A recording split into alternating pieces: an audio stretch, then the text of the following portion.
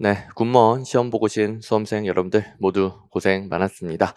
자, 일단 굿모닝 행정학 작년부터 또 올해도 마찬가지고 작년 올해 기존 검증된 객관식 행정학 기출 문제를 바탕으로 출제가 되어서 여러분들이 굿모닝 시험에서 걱정했었던 과거에 출제 오류 논란도 많고 또 검증되지 않은 객관식으로 정답을 명확히 정할 수 없는 그런 문제들이 일단 사라졌습니다. 자, 이게 뭐 계속 지속된다라고 뭐 제가 장담할 수는 없겠지만 제가 작년 군무원 시험 문제가 그렇게 출제되고 나서 제가 그때 해설 강의 그리고 제가 군무원 마무리로 쌍둥이 모의고사 군무원 전용 쌍둥이 모의고사 줬던 또 쌍모 같은 경우에는 다른 쌍모들은 강의가 필수가 아니지만 군무원 쌍모는 강의가 필수라고 그랬었죠. 이런 게 경향성을 제가 자세히 잡아줘야 되기 때문에 그래서 그때 함께 이 군무원 최근 기출문제를 연구하고 또 제가 방향을 정해준 거에 따라서 그때 설명 잘 들었던 분들은 기억이 나실 겁니다. 그 작년의 그 경향이 올해도 똑같이 이어질 가능성이 높다. 그리고 이제 2년이나 이렇게 출제됐기 때문에 뭐 당연히 100%는 없겠지만 이런 경향이 계속 갈 가능성이 더 높아졌습니다. 제가 이제 작년 뭐 해설 강의도 그렇고 군무원 쌍모에서도 그렇고 문제가 20년도에 공개가 됐는데 공개를 무슨 자신감을 했는지 첫 해부터 출제 오류 인정된 게 4개 출제 오류 논란이 있었던 건 6개 되고요. 인정된 게 4개 그 다음에도 조금 줄긴 했지만 역시 또 출제 오류급 그 다음에도 마찬가지고 20, 21, 22 출제 오류 논란이 매우 심했었는데 작년에 이렇게 확 바뀐단 말이에요.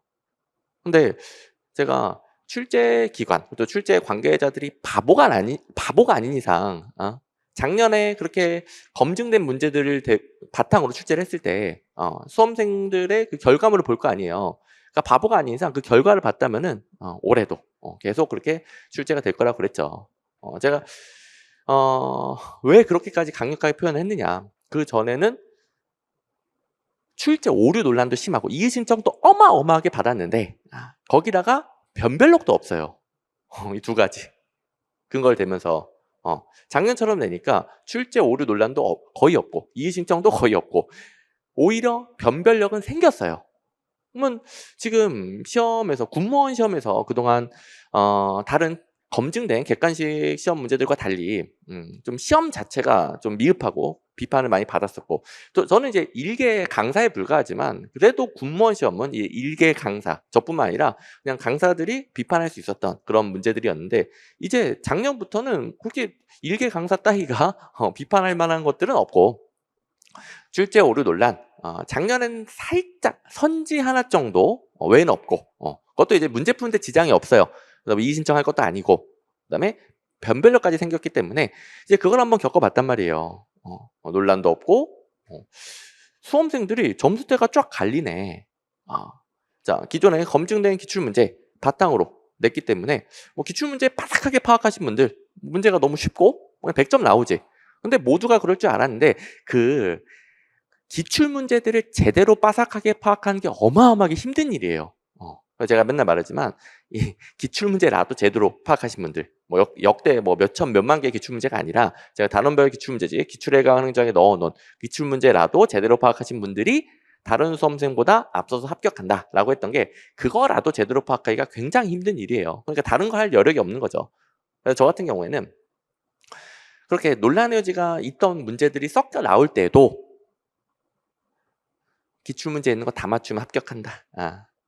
그리고 작년처럼 나왔을 때도 역시 마찬가지로 기출문제 있는 거 제대로 공부하면 합격한다. 저는 이제 공부 방법을 바꾸지 않았죠.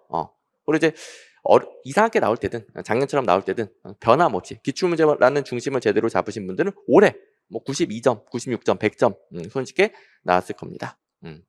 제가 이제 드리고 싶은 말들이 좀 여러분들이 제가 지금 설명해주고 싶은 게 상당히 많다 보니까 제가 지금 처음 꺼냈던 얘기랑 중간에 살짝 새고 있는 것 같긴 한데 어쨌든 제가 전달드리고자 하는 의도가 보이시죠?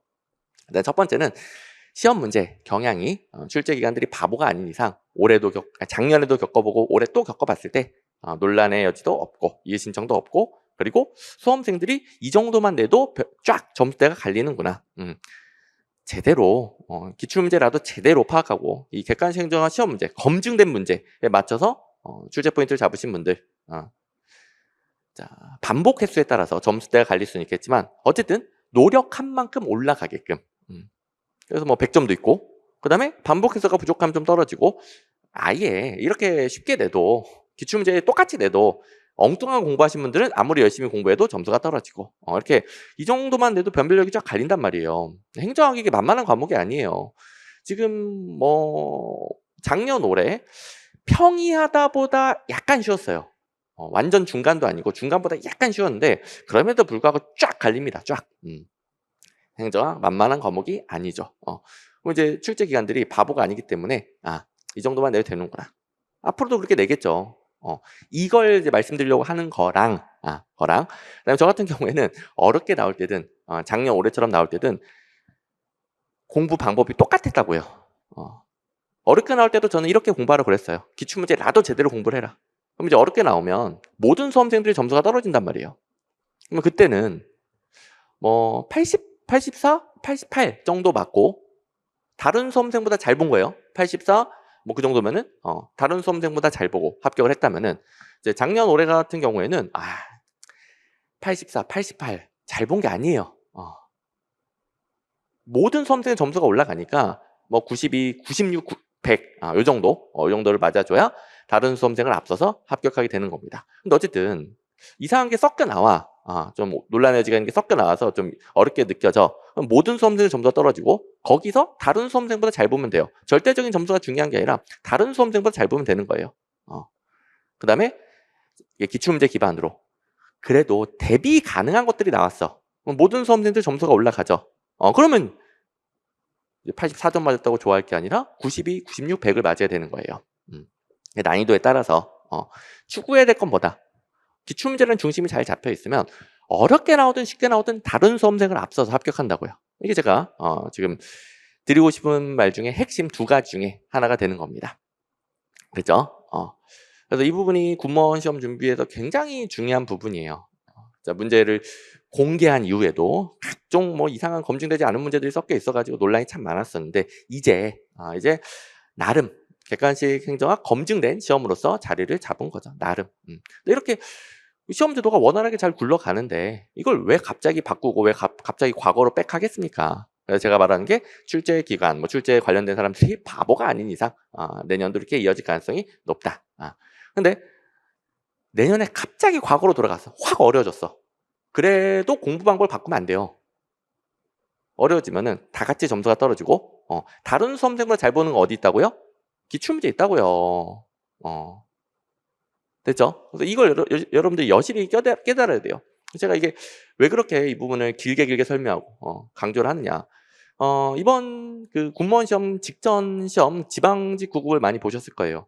지방직 9급 그렇게 처음 보는 것들이 말고말고 나오고 하니까 모든 수험생들 점수가 폭락했죠. 그럼 이제 80, 85점 맞으면 초고득점한 거란 말이에요. 80, 85, 70, 75 못 본 거 아니에요. 조금 아쉽지만 못 본 건 아니고 나름 잘한 거예요. 근데 그 점수 자체만 보고 막 멘붕이 생기고 난리가 나는 거지. 예. 근데 이제는 여러분들 파악을 했죠. 모든 수험생이 못 봤구나. 그러니까 시험 직후엔 난리가 났지만 그 다음에 여러분들도 정보를 얻으니까 평정심을 찾고 그래서 80, 85 초고득점 했구나. 근데 이제 이번 군무원 시험 이제 지금부터 이제 군무원 시험 본격적으로 들어갈 건데 이번 군무원 시험은 80, 85 잘 본 게 아닙니다. 그러니까 80, 84, 88까지도 좀 아쉬운 점수예요.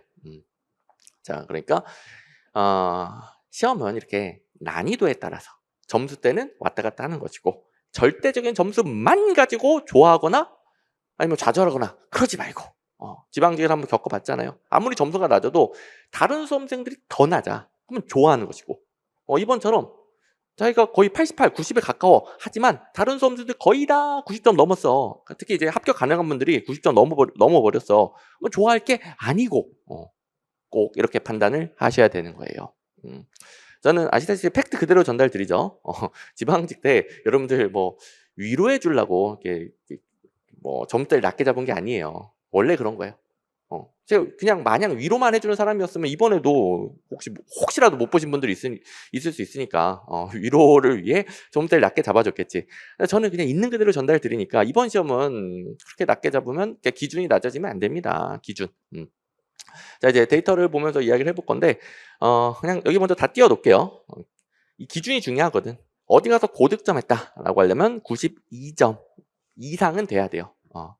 또 합격권에 있는 분들은 96, 100점도 쓰도록 할 거예요. 또 제가 문제 분류하는 책에 뭐 아시는 분들은 아시겠지만 혹시라도 처음 들어보신 분들이 있을 테니까 조금은 설명할게요. 근데 거기서 문제 분류 체계상 못 맞추는, 그러니까 수험생이 현실적으로 대비가 어려운, 맞출 수도 없는 그런 문제가 없었어요. 제가 그렇게 분류하는 게 100점 방정 문제인데 없었어요. 그래서 100점도 가능해요. 자, 여기 기출문제라고 달려있는 게 여태까지 뭐 몇천 몇만 개 기출문제 말고 단원별 기출문제집, 기출에 강한 행정학, 단원별 기출문제집에 추려놓은 1700문제 정도의 기출문제만으로 바로 해결할 수 있는 문제 비중입니다. 바로. 근데 이제 구금은 다 군무원 기준이에요. 군무원 같은 경우에는 80%라는 수치가 그 전 시험들은 80%보다 낮았거든요.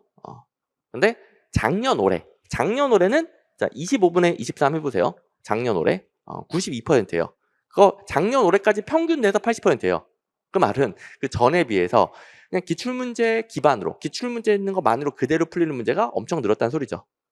자, 다시 요 기출문제로 분류한 거 올해 시험 문제. 자, 작년도 23문제, 올해도 23문제. 그러니까 92%, 92점. 어치는 기출문제집의 기출문제만으로 바로 풀리는 문제다. 응용도 거의 없어요. 응용도 거의 없이 그냥 거의 기계적으로 다 풀리는 문제들 출제가 됐습니다. 그리고 이제 생소한 문제로 분류하는 것은 기출문제집에 기출문제는 없었으나 그래도 제가 대비를 시켜줬다든가 뭐 모든 강의에서 뭐 모의고사로 이건 나올 수 있으니까 근거가 있으니까 대비해 주세요. 올해 15번 문제 이거는 뭐 모든 강의에서 알려주고 개정법령 문제인데 개정법령 특강 자료에 이렇게 출제될 겁니다. 한 번도 안 나온 건데 개정법령이니까 나왔을 리가 없죠. 이렇게 출제될 겁니다. 예시 보여줬던 거. 모의고사로도 이렇게 출제될 겁니다. 예시 보여줬던 거. 그대로 똑같이 나왔고 이건 이제 맞춰야 되겠죠. 그 다음에 증거 기반 정책 결정은 내용은 처음 출제됐으나 행정학 하다 보면은 정답 찍을 게 하나밖에 없죠. 행정학 하다 보면 그냥 통밥이 생겨서 맞춰요. 그래서 100점이 가능하다.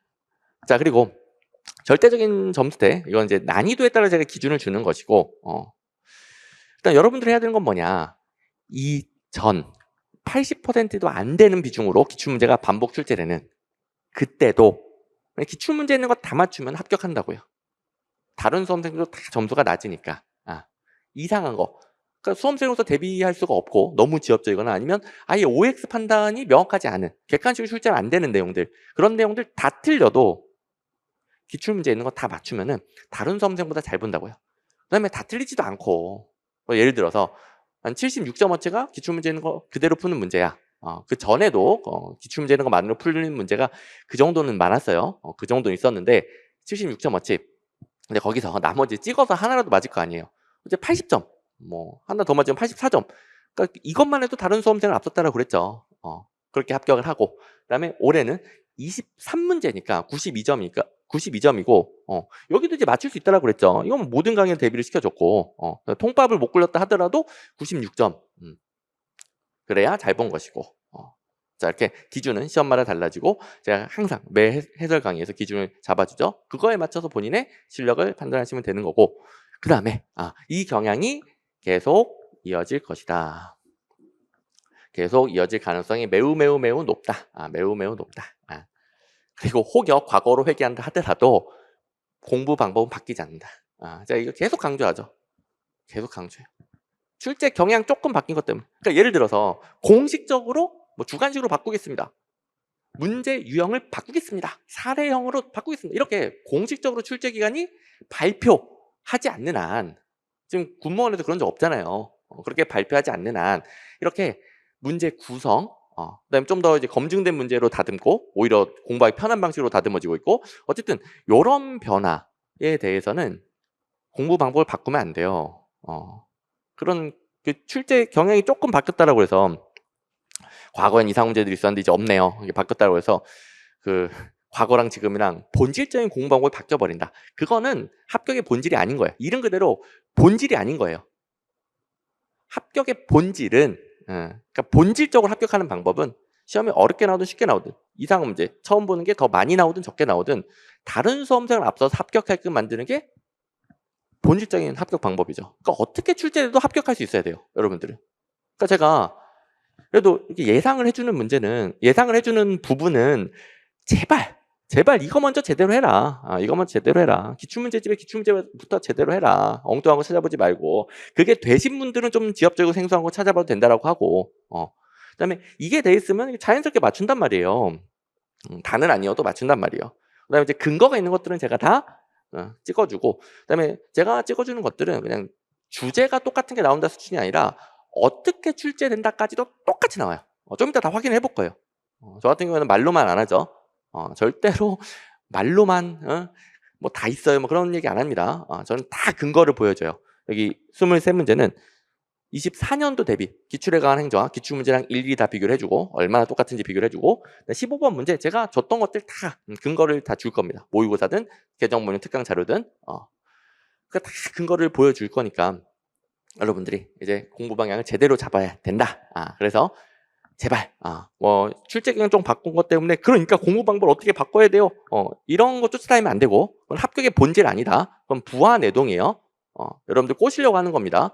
그거는 합격의 본질이 아니고 제가 가르쳐준 방법이 어떻게 나오든지 간에 다른 수험생을 앞서서 합격하는 방법이니까 본질적인 방법이니까 꼭 그렇게 하시고 그게 뭐다? 과거로 회귀하더라도 이거부터 제대로 하라고요. 이거 제대로 하신 분들은 올해처럼 나오면 96, 100 이렇게 나오는 것이고 과거로 회귀하더라도 84, 88 나오는 것이고 그래서 다른 수험생보다 앞선다. 합격한다. 그냥 합격 점수라고 할게요. 합격 점수가 나온다. 됐죠? 이 부분이 이제 수험생으로서 좀 취약할 수 있는 부분이긴 해요. 왜냐면 수험생 입장에서는 아직 합격을 안 해봤고 그러다 보니까 합격의 본질적인 부분과 그다음에 이리저리 휘둘리는 부분 그런 부분을 아직 좀 정확하게 판단하지 못할 수가 있고 저도 수험생을 다 겪어봤지만 수험생만큼 마음이 불안한 사람이 없죠. 또 마음이 불안하다 보니까 또 이리저리 흔들리게 돼요. 근데 제가 그걸 잡아주는 거니까 이제 어느 정도의 경향성도 있고 여기서 이제 대부분 나옵니다. 경향성도 있고 그다음에 어떻게 출제해도 합격할 수 있는 방법으로 공부해야 대처가 되는 거죠. 대처가.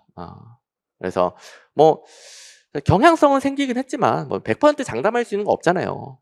그러면 어떻게 나오는지 간에 합격 점수가 나오게끔 공부를 한다. 이걸 제가 서론에서만 아직 문제풀이 시작도 안 했어. 이걸 뭐 15번째 계속 10번이고 20번이고 말하는 이유 뭔지 알겠죠? 그래야 여러분들이 흔들리지 않고 중심을 잡고 그리고 내년에는 그러니까 올해 좀 아쉬웠던 분들은 내년에는 점수 확 올려서 넉넉하게 고득점을 하는 거죠. 자, 아무튼 공부 기간이 좀 짧고 여기에 대한 반복 횟수가 부족하신 분들은 뭐 뻔히 배우고 기출문제에서 봤었지만 당연히 틀릴 수 있어요. 행정학 만만치 않다라고 그랬죠. 그러니까 제가 이거라도 제대로 하라는 게 이거라도 제대로 여기 있는 거를 전부 다 맞추려면 한두 번 본다 맞추는 게 아니라 정말 많이 반복을 해야 돼요. 이거라도 반복하기도 벅찬데 엉뚱한 거 이상한 거 막 걱정되는 마음에 불안한 마음에 막 찾아보면은 이거 언제 반복하냐고. 자, 엉뚱한 거 찾아보다가 여기서 더 많이 틀려요. 더 중요한 거에 더 많이 틀려요. 자기가 찾아본 건 나오지도 않고 그래서 불안한 마음에 무작정 넓히지 마시고 꼭 이렇게 중심을 잡읍시다. 여러분들 중심 흔들리면 안 돼요. 자, 일단 출제 영역 분포 가볍게 봅시다. 군무원은 그래도 행정학 총론이 제일 잘 나오죠. 아시다시피 공무원 빼고는 다른 객관식 시험들은 행정학 총론이 제일 많이 나옵니다. 나머지는 이제 비슷비슷하고. 자, 이제 1번 들어가 봅니다. 제가 근거를 다 보여준다고 그랬는데 예를 들어 1번 공유제 문제. 쉬운 문제니까 여러분들 잘 맞췄겠죠. 근데 해설 강의 혹시 처음 보신 분들이 있을 수 있으니까 해설 강의 이렇게 진행이 되더라.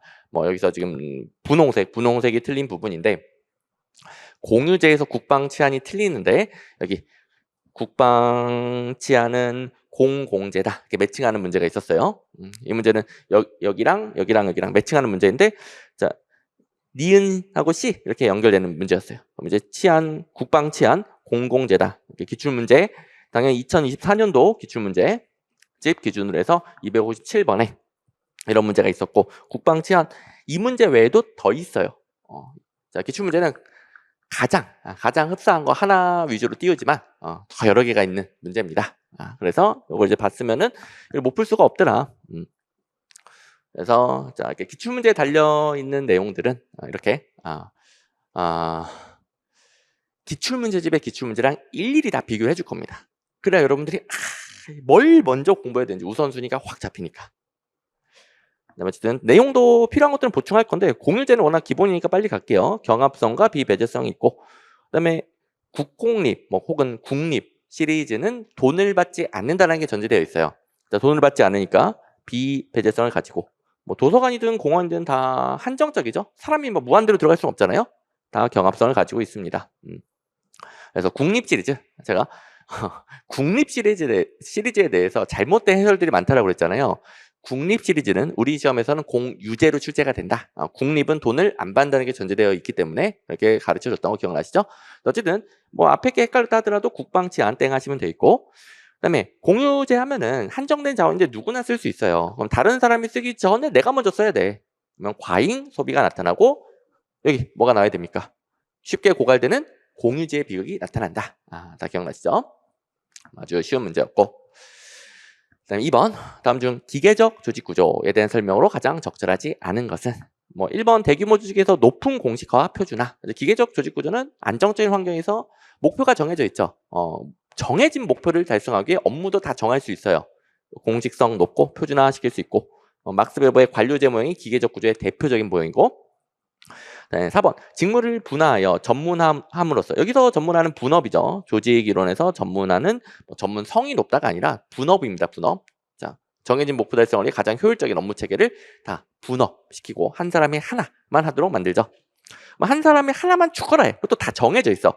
내적, 통제, 조정, 효율화, 합리화에 유리해지게 됩니다. 여기서 이제 제가 모든 강의에서 계속 반복해 주듯이 단어 하나에만 꽂히면 안 돼요. 선생님, 분업 전문화의 단점, 조정이 어렵다 있지 않나요?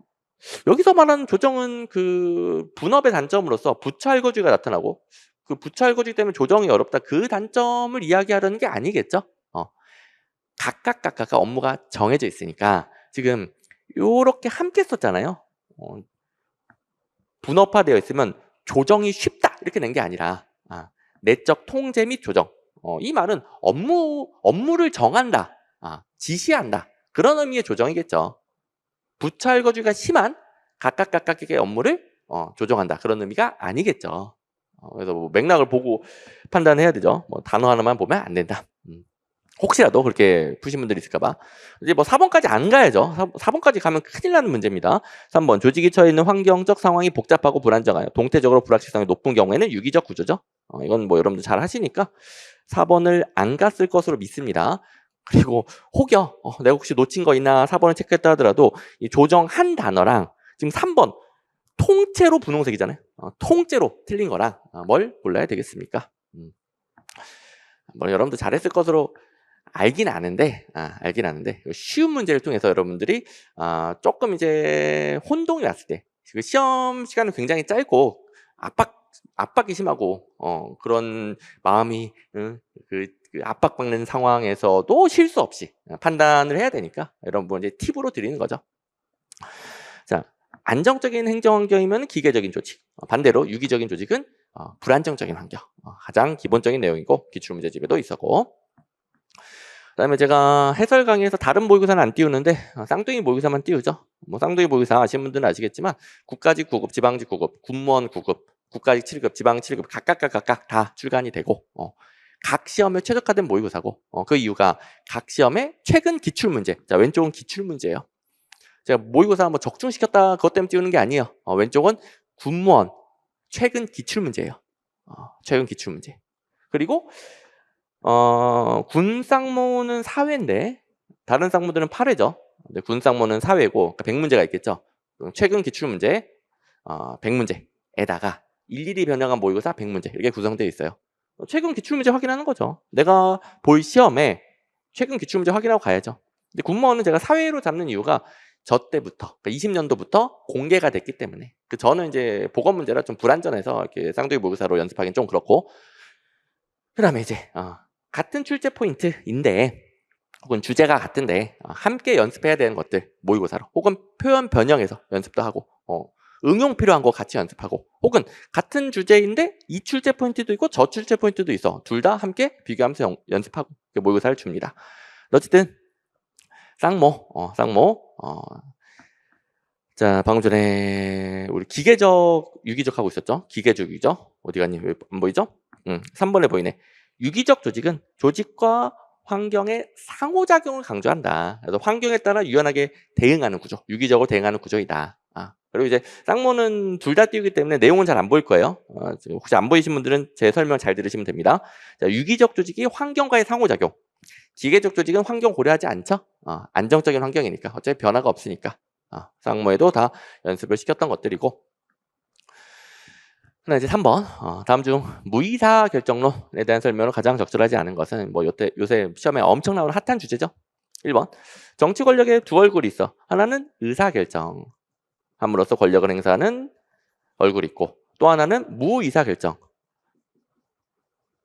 권력을 행사하지 않아. 죄송합니다. 권력을 행사하지 않는 게 아니라 의사결정을 하지 않아. 의사결정을 하지 않아. 맨날 헷갈리노. 이거 맞나? 무자 쓸 때 안 튀어나와야 되죠? 튀어나와야 되나? 저는 한자를 맨날 까먹고 있어요. 행정만 하다 보니까. 아무튼 제가 이게 한자 기억도 안 나는데 왜 썼느냐. 의사결정하지 않음으로써, 의사결정하지 않아도 권력을 행사할 수 있다. 이게 무의사결정인데 방식이 뭡니까? 사회가 요구하는 것을 들어주지 않는 거예요. 의사결정이야 뭐 너 A 해! 이런 식으로 권력을 행사한다면은, 무의사결정은 사회가 자꾸 B 해달라고 하는데 안 들어주는 거예요. 억압하는 거예요. 이건 엘리트들이 무관심해서? 무능력해서? 아니죠. 엘리트들이 본인의 사익에 도전한 요구를 의도적으로 억압, 배제하는 거예요. 그리고 이 패턴은 잘 보세요. 무관심이나 무능력 때문에 이루어지는 경향이 있다. 잘 보세요. 기출문제지 377번에 엘리트들의 무관심이나 무능력으로 인해 발생한다. 뭐 워딩도 똑같죠. 똑같은 게 출제가 됐었습니다. 바로 기계적으로 풀 수 있어야 되고, 뭐 패턴도 똑같으니까 여러분들 바로 풀 수 있어야 됩니다. 또 참고로 관련 틀린 선지, 혹시 또 제 강의, 뭐 제 해설 강의나 교재를 안 보셨던 분들이 있을 수 있으니까, 기출에 가능적인 단원별 기출문제집인데, 관련 틀린 선지는 원래 문제에서 같은 출제 포인트인데 겉모습이 달라. 그래서 같은 출제 포인트를 겉모습을 바꿔서 연습할 수 있는 게 관련 틀린 선지예요. 그래서 정말 여러 시험에서 나왔고, 원래 문제까지 해서 여러 시험에 나왔던 내용들, 표현을 바꿔서 연습하는데 이미 나왔던 표현이에요. 무관심이나 무능력으로 인한 게 아니더라.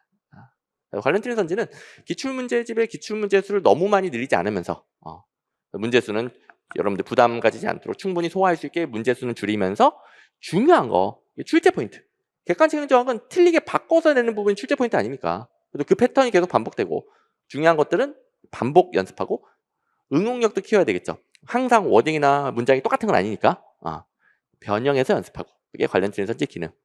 아무튼 377번은 똑같은 표현 없었어. 근데 이 표현도 시험에 나오니까 관련 틀린 선지로 연습하면은 바로 해결. 그다음에 이건 이 표현을 연습 안 했어도 맞춰야 됩니다. 엘리트들이 자기 사익에 대한 도전을 의도적으로 억압하는 거죠. 그 방법으로서는 3번, 정책 결정에 핵심적 권력을 갖는 개인이나 집단. 지금 뭐 정책 결정권자, 핵심적 권력을 갖는 개인이나 집단, 다 엘리트 말하는 거죠. 그 엘리트들에게 부정적 영향을 미치는 주장을 의도적으로 억압, 좌절시키거나 고의적으로 방치하는 거예요. 그러니까 그 엘리트 집단의 이게 부정적인 것을 억압한다. 4번, 기득권 세력도 엘리트죠. 엘리트라는 표현을 여러 가지로 좀 바꿔서 낸, 좀 조금 이제 난이도 높이려고 노력한 문제죠. 때때로 정책 의제 또는 정책 대안의 범위나 내용을 제한해 불어. 그러니까 정책 결정할 때 범위 내용을 확 제한함으로써 꼭 결정해서 집행해봤자 별 의미가 없도록 만드는 거예요. 이런 식으로도 무의사 결정하고요. 자, 무의사 결정은 주로 의제 설정할 때 국민들이 뭐 사회가 요구하는 것을 억압하기도 하고, 정책 결정 단계에서 가능하죠. 방금 본 것처럼 의제 설정 하긴 해줬는데 정책 결정 단계에서 빼불어, 내용을 제한해. 이런 식으로 의사결정을 합니다.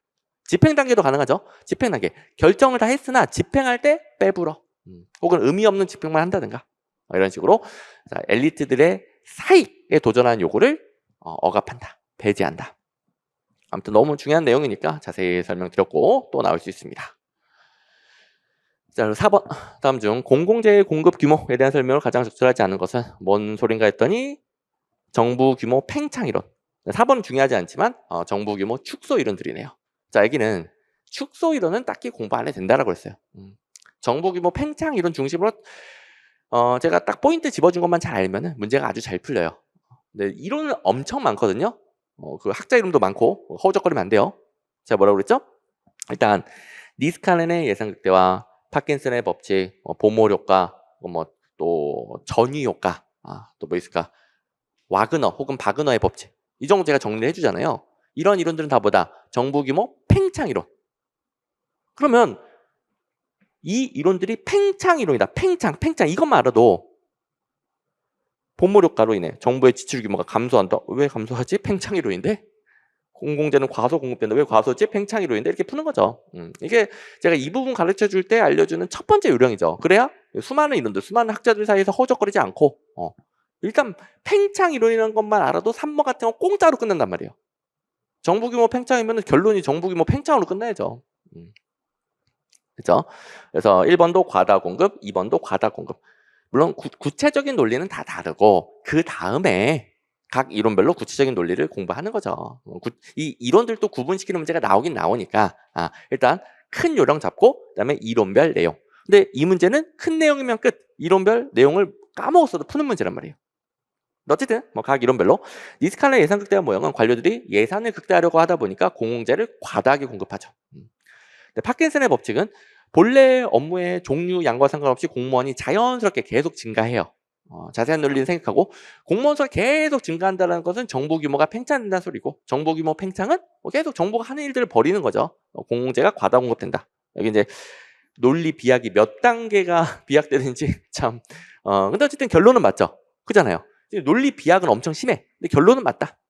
3번 아예 결론이 틀리고 보몰 효과는 정부가 하는 일의 노동 집약적 성격 때문에 뭡니까? 사람이 필요하다는 소리죠. 그러니까 여러분들이 필요한 거 아니에요. 여러분 빨리빨리 열심히 공부해가지고 합격을 해야 정부가 필요한 인력, 노동 집약적인 업무의 그 한 구성원이 되는 거죠. 어쨌든 사람이 필요하다 보니까 더 효율적인 기계로 대체할 수가 없어요. 민간 기업들은 효율적인 기계, 비용이 덜 드는 기계로 대체하면서 비용을 낮추는데 공공 부분은 비용을 낮출 수가 없는 거예요. 계속 사람이 필요해. 그러면 민간 부분에 비해서 공공 부분의 지출이 상대적으로 상승하는 것처럼 보이죠. 증가하는 거죠. 그래서 상대적으로 공공재가 과다 공급되게 되는 겁니다. 그래서 보몰 효과, 보몰평. 네, 다음 주 같은 건 공부할 필요 없다라고 그랬죠. 제가 정부 규모 축소 이론들은 브리타 대비에 넣어놨어요. 자, 브리타 대비 아시죠? 제가 말하는 중심. 모든 강의에서 가르쳐주고 기출문제에도 다 있는 거 그걸 제대로 하기도 벅차다. 이게 제대로 파악된 분들이 이제 브리타 대비. 이게 약간 이제 걱정되는 불안한 요소들 출제될 수 있으나 가능성은 좀 많이 적은 제가 중심이라고 하는 거에 좀 변주리에 있는 내용들 그런 내용들이 뭐 가끔은 등장은 하니까 근데 중심을 잡고 그 다음에 브리타 대비 뭐 기본서든 요약서든 브리타 대비가 있고 브리타 대비 특강 4시간이면 끝납니다. 나중이에요. 나중 됐고 어쨌든 다음 주 정부 규모 축소를 설명해요. 뭐 축소만 알아도 이 문제야 뭐 과소 공급 가져온다 끝. 내용은 이제 중요하지 않을까 생각할게요. 자, 그리고 정부 규모 팽창에 대한 이론에서 보몰 효과 똑같은 거 확인. 정부가 생산 공급하는 서비스의 생산 비용이 상대적으로 빨리 하락 땡. 정부 지출 감소 땡. 정부 지출 증가로 끝나야 됩니다. 정부 규모 팽창 이론이에요. 팽창 이론. 나머지도 지금 겹치는 것들도 있고 기억니은 또 있죠. 5가지 정도를 기출 문제를 공부해 주시면 됩니다. 그다음에 5번. 자, 이거 잊을만 하면 나와. 제가 꼭 조심해라 강조해 주는 거. A급은 아니에요. B급이긴 해. 그래도 잊을만 하면 나와. 실적주의와 직업공무원제에 대한 설명 가장 적절하지 않은 것은 자, 일단 2번 먼저 보시면 직업공무원제랑 실적주의는 서로 별개의 제도예요. 서로 긍정적인 관계는 있을 수 있어요. 근데 애초에 목적과 취지는 다른 별개의 제도예요. 별개의 제도. 그래서 제가 강의 시간에 지금부터 하는 말 그대로 반복을 해주죠. 서로가 서로의 요소라고 하면 틀린다. 뭐 직업공무원제는 실적주의 확립 요건 또는 구성 요소 이러면 틀린다. 서로가 서로의 요소이다 땡. 그다음에 또 뭐가 뭐의 충분 조건이다 땡. 뭐가 있으면 다음 게 무조건 나온다. 이렇게 뭐 실적주의 확립은 직업공무원제의 확립을 의미한다. 이렇게 필연적인 관계가 있는 것처럼 말하면 땡. 항상 제가 시험에 이대로 나오니까 항상 그 말을 계속 반복을 해주잖아요. 서로가 서로의 요소이다 버전이 나왔네요. 땡. 잊을만 하면 나옵니다, 이거. 자, 완전 별개의 제도인데, 예를 들어, 실적주의도 정치적 중립성을 강조하고, 그걸 위해 신분보장을 하죠. 직업공무원제는 신분보장을 강조하다 보니까 또 정치적 중립성에 도움이 되고, 어쨌든, 순서랑 이유는 다르지만, 정치적 중립성과 신분보장이 둘 다 강력하다 보니까 좀 어울리는 구석이 있고, 그 다음에 실적주의, 뭔지 알죠? 여러분들이 적용되는 시험을 쳐서 여러분들 능력 자격을 검증해서 뽑는 제도잖아요. 능력 자격을 검증해서 능력 있는 공무원을 뽑아서 직업공무원제로 평생 동안 봉사시키는 거야. 실적주의로 능력 있는 공무원 뽑는다. 직업공무원제로 평생 봉사시킨다. 뭐 나름 조화되는 측면이 있어요. 대부분의 국가, 우리나라도 마찬가지고 실적주의를 기반으로 직업공무원제를 운영하고 있습니다. 방금 제가 말한 건 옳은 거예요. 실적주의를 기반으로 직업공무원제를 운영한다.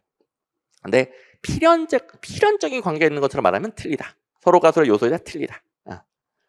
자, 그래서 우리 실적주의 직업공무원제 다 배운 다음에 뭐 어떤 교재든지 간에 마지막에 실적주의나 직업공무원제를 비교하는 표, 그 관계를 제가 자세하게 또 정리를 해놨죠. 또 너무 또 어려운 내용이기도 하니까 어렵지 않도록 정리를 해놨고, 그때 보시면 3번 실적주의가 개방형과 직위분류제 어울리고 직업공무원제가 폐쇄형 계급제가 어울리죠. 사실 뭐 직업공무원제는 어울리는 수준이 아니라 폐쇄형 중원, 계급제, 일반행정가주의, 강력한 신분보장, 이건 직업공무원제 요소죠. 직업공무원제를 뗄래야 뗄 수 없는. 그에 비해 실적제는 개방형 중원, 직위분류제, 신분보장도 좀 신분보장은 공통점. 죄송합니다. 신분보장은 공통점이고 전문행정가주의. 신분보장이라는 공통점 외에는 나머지는 좀 반대라고 그랬었죠. 그다음에 실적주의는 공무원의 능력 발전은 관심 없어요. 그러니까 공무원의 능력을 검증해서 뽑겠다라는 것이 공무원을 키워나가는 거. 능력 발전은 공무원을 양성, 키워나가는 원리죠. 실적주의는 키워나가는 건 관심이 없고요. 공무원을 키워나가는 원리, 공무원의 능력 발전 강조하는 건 직업공무원제 쪽이죠. 직업공무원제는 공무원을 평생 동안 봉사시킨단 말이에요. 그렇게 몇십 년 데리고 있는데 당연히 능력을 키워나가야 더 국가의 인재로 나중에 또 일반 행정가로서 조직 전체의 관리자로 양성될 수 있는 거죠. 너무너무 중요한 내용이었고 잊을만 하면 나오는 내용. 자, 일단 기출에 관한 행정학의 941번 같은 경우는 아주 오래된 문제죠. 이거 제가 왜 남겨놓겠습니까? 이렇게 오래된 문제를. 실적주의 요소가 아닌 것은 정답 1번. 자, 직업공무원제는 실적주의 요소이다 땡. 똑같이 나오잖아요. 실적주의 요소가 아닌 거 직업공무원제 땡. 이런 건 이제 잊을만하면 나오기 때문에 이제는 올해 문제로 제가 내년 기출문제집은 교체할 수 있겠어요. 드디어. 그 전까지는 이게 좀 연습하기 제일 좋았어요. 제가 아무리 오래된 문제여도 계속 나오고 연습하기 좋은 문제는 어쩔 수 없이 남겨둬요. 그동안에는 비슷한 주제들은 나왔으나 연습하기는 이게 제일 좋아가지고 엄청 직관적이잖아요. 남겨놨는데 이제는 올해 문제로 다음 기출문제집 바꾸면 됩니다. 그래서 기출문제집의 기출문제는 가끔씩 아주 가끔씩 오래된 문제가 있는데 출처 연도는 참고만 하는 거고요. 오직 중요도 A, B, C로만 구분하면 돼요. 중요도 B 달린 문제예요. A급은 아니어도 B급으로 계속 나온다.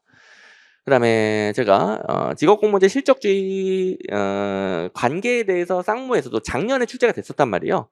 올해랑 출제 포인트는 다르지만 관계를 냈었기 때문에 작년 문제를 바탕으로 해서 3번 이거 뜨문뜨문 나오니까, 그러니까 뜨문뜨문도 아니야. 잊을만 하면 나오니까 꼭 대비합니다. 실적주의는 직업공무원제랑 별개의 제도예요. 그러니까 뭐 충분 조건이다 땡.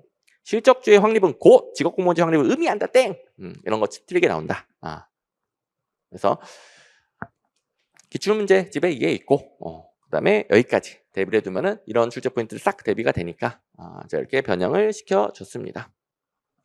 그래서 뭐 이건 제가 잘한 것도 없진 않지만 제가 잘했지 자랑도 해도 되긴 하지만 근데 그것보다 원래부터 기출문제에서 실적주의랑 직업군문제 관계를 물어오고 있었다. 그게 있으니까 저도 이렇게 여기까지 연습해야 돼. 알려줄 수 있는 것이고. 제가 진짜 찐 자랑은 15번에서 할게요. 6번. 다음 중 정부 규제에 대한 설명을 가장 적절하지 않은 것은 뭐 중요하지 않은 건 빨리빨리 넘깁시다. 이거 중요하긴 하지만 이 문제 출제 포인트가 아닌 건 빨리빨리 넘깁시다. 경쟁적 규제는 제한화 용역을 제공할 수 있는 권리, 그러니까 수익적인 권리죠. 사업할 수 있는 권리를 수많은 잠재적 또는 실제적 경쟁자들 중에서 선택 지정된 소수에게만 제한합니다. 이거 가끔씩 수익적인 권리 주니까 규제가 아니라 분배 정책 아니니까 이렇게 많이 물어보는데 이건 아무한테나 안 줘요. 자격 요건을 갖춰야 주는 거예요. 그래서 수많은 경쟁자 중 자격 요건을 갖춘 소수에게만 수익적인 권리를 줍니다. 그리고 권리 주고 끝이 아니라 계속 정부가 요구를 해요. 그 요건을 갖추지 못하면 잘라버리고 바꾼단 말이에요. 그래서 계속 규제를 합니다. 아무튼 이 문제에서는 여기까지 합시다. 2번 보호적 규제란 최대 노동시간의 제한, 최저임금제, 가격통제 등과 같이 일반 국민을 보호하거나 뭐 특정 계층을 보호하기 위해 또 다른 집단에 의무를 부과하는 거죠. 그다음에 4번 먼저 보시면 포지티브, 네거티브 이게 몇 번째입니까? 아주 똑같은 문제가 기출문제에 많죠. 원칙적으로 허용하되 금지되는 행위만 예외적으로 규정하는 거. 원칙적으로 다 허용. 근데 예외적으로 너만 안 돼. 예외적으로 네거티브. 자, 예외적으로 금지. 자, 이게 포지티브, 네거티브 규제는 이름이 예외 기준이라고 그랬죠. 예외적으로 금지. 그러면 네거티브 규제. 포지티브는 다 금지. 예외적으로 허용. 예외적으로만 포지티브. 이렇게 이름이 예외 기준입니다. 그래서 처음엔 헷갈리는데 기출문제 보시면 워낙 똑같은 게 많이 나와요. 원칙 허용, 예외 금지는 네거티브, 포지티브는 땡. 부연 설명도 있죠. 밑에 명시적으로 금지하는 거 외에 모든 것을 다 원칙적으로 허용하는 거죠. 자, 그다음에 제가 색깔 표시도 안 한 3번 중요한 거 아닙니다. 읽어보면 무슨 말인지 알아요. 정부가 규제하면은 민간은 의무를 부과당하는 거잖아요. 그럼 그 규제를 따라야만 할 때 비용이 들어가는 거예요. 정부가 환경 오염 물질 기업들에게 그냥 버리지 말고 정화 처리하셔. 뭐 기업들이 환경 오염 물질을 정화 처리하는 비용이 들어가죠. 거기에 순응하다 보면 비용이 들어간다. 이거는 뭔가 세금의 성격도 있더라. 정부가 직접 세금을 매기는 건 아니지만 규제를 통해서 비용을 발생시키니까 규제에 의한 조세 혹은 숨겨진 조세의 성격을 가질 수 있다라고 설명하기도 해요. 다 이해되는 거죠. 중요한 건 아닙니다. 자, 그리고 7번 정책 네트워크의 유형에 대한 설명으로 가장 적절하지 않은 것은. 자, 일단 2번 정책 문제망 이슈 네트워크죠. 자, 이슈 네트워크 정책 문제망 둘 다 엄청 섞어 쓰는 거 아시죠? 그 경계 모호하고 개방성이 높고 가장 개방성이 높아요. 맞고 정책 공동체 이러면 정책 커뮤니티죠. 여기는 참여자의 범위가 하위 정보 모형보다는 넓어. 이슈 네트워크 모형보다는 적죠. 자, 하위 정보 경우보다는 비교적 넓더라. 이제 비교 대상 잘 보시고 무작정 넓은 게 아니라 하위 정보보다는 넓더라. 하위 정보는 참여자가 3마리로 딱 국한되잖아요. 의회 상임위원회, 관료 조직 혹은 정부 조직 그리고 이익 집단. 4번 하위 정보형 이 세 가지를 철의 삼각 동맹관계라고 하죠. 이들은 그들 간의 상호 활발한 교류, 아주 굳건한 동맹관계를 형성합니다. 자, 여기까지는 다 괜찮은데, 근데 여기서 이제 꾸준히 질문을 하시는 거. 선생님, 이슈 네트워크면 모든 문제를 망라하니까 특정한 정책 문제별로 이 부분 틀린 거 아닌가요? 이슈 네트워크, 정책 공동체, 하위 정보형 전부 다 특정 문제별로 형성되는 거예요. 전부 다. 정책 네트워크가 뭡니까? 뭐 엘리트주의, 엘리트가 다 결정한다. 다원주의, 사회에서 결정한다. 뭐 이런 이분법적인 구분 너무 요즘에 안 맞다. 요즘에는 정책별로 참여자들이 다 다르고 정책별로 상호작용이 다 달라. 그러니까 정책별로 형성되는 네트워크, 참여자들 간의 네트워크를 연구해야 돼. 그게 정책 네트워크 모형이죠. 정책 네트워크의 모든 모형들은 다 특정 문제별로 형성이 되는 거예요. 이거 틀린 거 아닙니다. 가끔씩 질문해요. 뭐 여러분들 헷갈리는 게 뭡니까? 그러니까 이슈 네트워크도 특정 문제별로 형성이 되는데 그 문제에 관련된 많은 참여자들, 참여자들의 참여가 거의 제한이 없죠. 그래서 뭐 대부분 참여할 수 있고, 뭐 자원이 있든 없든 참여할 수 있고, 목적이 달라서 참여할 수 있고, 참여자들이 뭐 유동적으로 또 그 다양한 참여자들이 참여할 수 있다는 것이지, 그게 모든 이익이 망라된다. 이 말이 모든 문제에 대해서 형성된다 그런 게 아니고, 당연히 특정 문제에 대해 형성되는데 그 문제와 관련된 모든 이익들 망라되고 다양한 참여자들이 참여할 수 있더라. 헷갈리면 안 됩니다. 그다음에 1번에서 끝났어야 되긴 하죠. 제로 썸 혹은 네거티브 썸이 정책 문제망 이슈 네트워크. 공동이익을 추구하는 포지티브 썸. 공동이익을 추구해서 협력을 통해 양을 늘려나가는 거야. 양을 늘려서 나눠 가지면 윈윈이 가능하죠. 이게 정책 커뮤니티. 여기서 끝났어야 됩니다. 됐고, 그다음에 이제 정책 문제망 권력 게임 이슈 네트워크. 포지티브 썸 아니고 포지티브 썸이면 정책 공동체, 정책 커뮤니티. 똑같은 문제. 8번. 행정과 경영의 유사성. 관리 기술적 측면, 관료제적 성격, 협동행위. 쉬운 건 빨리 갑시다. 목표 달성을 위한 수단적인 측면은 유사하더라. 근데 법적 규제는 행정이 경영보다 더 강력하죠. 이건 이제 민간에 대한 규제 말고, 그러니까 행정이 권력을 행사하잖아요. 민간에 대해 규제를 하는데 권력을 행사할 때 아무렇게나 행사하면 안 되죠. 국민의 대표가 정한 법으로 정한 내용만 권력을 행사할 수 있는 거예요. 그래서 국민의 대표가 정한 법으로 강력하게 통제를 받는 건 행정 쪽이죠. 그래서 이거는 유사성이 아니라 차이점이고, 이거 제가 행정과 경영 유사점 문제 중에서, 그러니까 유사점 차이점 문제 중에서 제일 많이 나온다고 그랬죠. 최고 많이. 자, 이 문제는 2번. 행정 경영 비교할 때 경영 쪽이 엄격한 법적 규제래. 땡이고, 행정 쪽이 법적 규제로부터 자유롭대. 땡이고, 바꿔야 되는 문제. 행정 쪽이 법적 규제가 훨씬 강력합니다. 그리고 이게 이제 관련 틀린 선지로 있어요. 아까 문제 관련 틀린 선지 이거 있고, 그다음에 21년도 군무원 구급 문제니까 쌍둥이 모의고사 있겠죠. 행정과 경영은 비슷한 수준의 법적 규제를 받는다. 땡. 행정이 훨씬 강력하다. 군무원에도 이미 지금 4개년도치밖에 안 돼요. 21년도부터 23년도까지. 죄송합니다. 20년도부터 23년도까지 4개년도치밖에 안 되는데도 지금 쌍모가 몇 번을 등장합니까? 계속 주제들 반복되는 거 보이시죠? 참고로 쌍모는 매해 많으면 한 10문제 이상도 똑같은 게 출제가 됩니다. 적으면 5문제, 6문제인데 많으면 10문제 이상도. 쌍모 마지막 꼭 보라고 그러죠, 제가 항상. 9번. 다음 중 책임운영 기관에 대한 설명은 가장 적절하지 않은 것은? 일단 2번. 성과를 중시하는 신공관리론의 원리로서 성과 중심 관리를 정부 조직에도 적용을 합니다. 시장의 원리를 적용하는 거죠. 공공 서비스의 효율성, 대응성은 높아지는데 형평성, 안정성은 저하될 수 있어요. 시장의 원리는 이윤을 극대화하는 원리잖아요. 그러니까 책임운영 기관장이 성과금 많이 받으려면 좀 성과 측정이 잘 되는 거, 이런 측정이 가능한 거에 집착하게 돼 있고, 그러다 보면은 사회적 약자에 대한 배려는 떨어져. 그리고 측정이 안 되는 부분은 공급을 안 하고, 그다음에 성과가 안 나올 것 같아 안 해버리고 공공서비스의 안정성이 또 떨어지게 됩니다. 이거는 민영화든 책임운영 기관이든 신공관리론 원리에 대해 공통적인 비판이죠. 자, 그다음에 결정기능과 집행기능이 있는데, 집행기능을 분리해서 집행기능에 성과중심 관리를 도입합니다. 이것도 결정기능을 수행한다 땡 이런 식으로 나오죠. 그다음에 자, 책임운영 기관은 제가 계속 정부기관이라고 하잖아요. 민영화 시킨 거 아닙니다. 법인화 시킨 거 아닙니다. 일반적인 정부기관 형태예요. 근데 거기에 성과관리 도입하는 거예요. 성과관리. 그래서 시장의 원리, 경쟁 원리를 도입하는 건 맞는데 형태는 정부기관이라고요. 그래서 법인 땡. 소속기관 공무원? 이건 맞고, 그다음에 성과관리 도입하다 보니까 기관장을 계약직으로 임용해서 그 기간 동안 성과 얼마를 내야 연봉이 올라가든가 재계약을 하든가 이런 인센티브가 인센티브가 제공되게 되는 겁니다. 그래서 나머지는 맞는데 법인은 땡. 그리고 781번 관련 틀린 선지에서 공범인 땡. 워딩도 똑같죠. 땡. 똑같이 출제됐던 거. 네, 10번. 거의 이번 시험에서 가장 어려웠던 문제. 하지만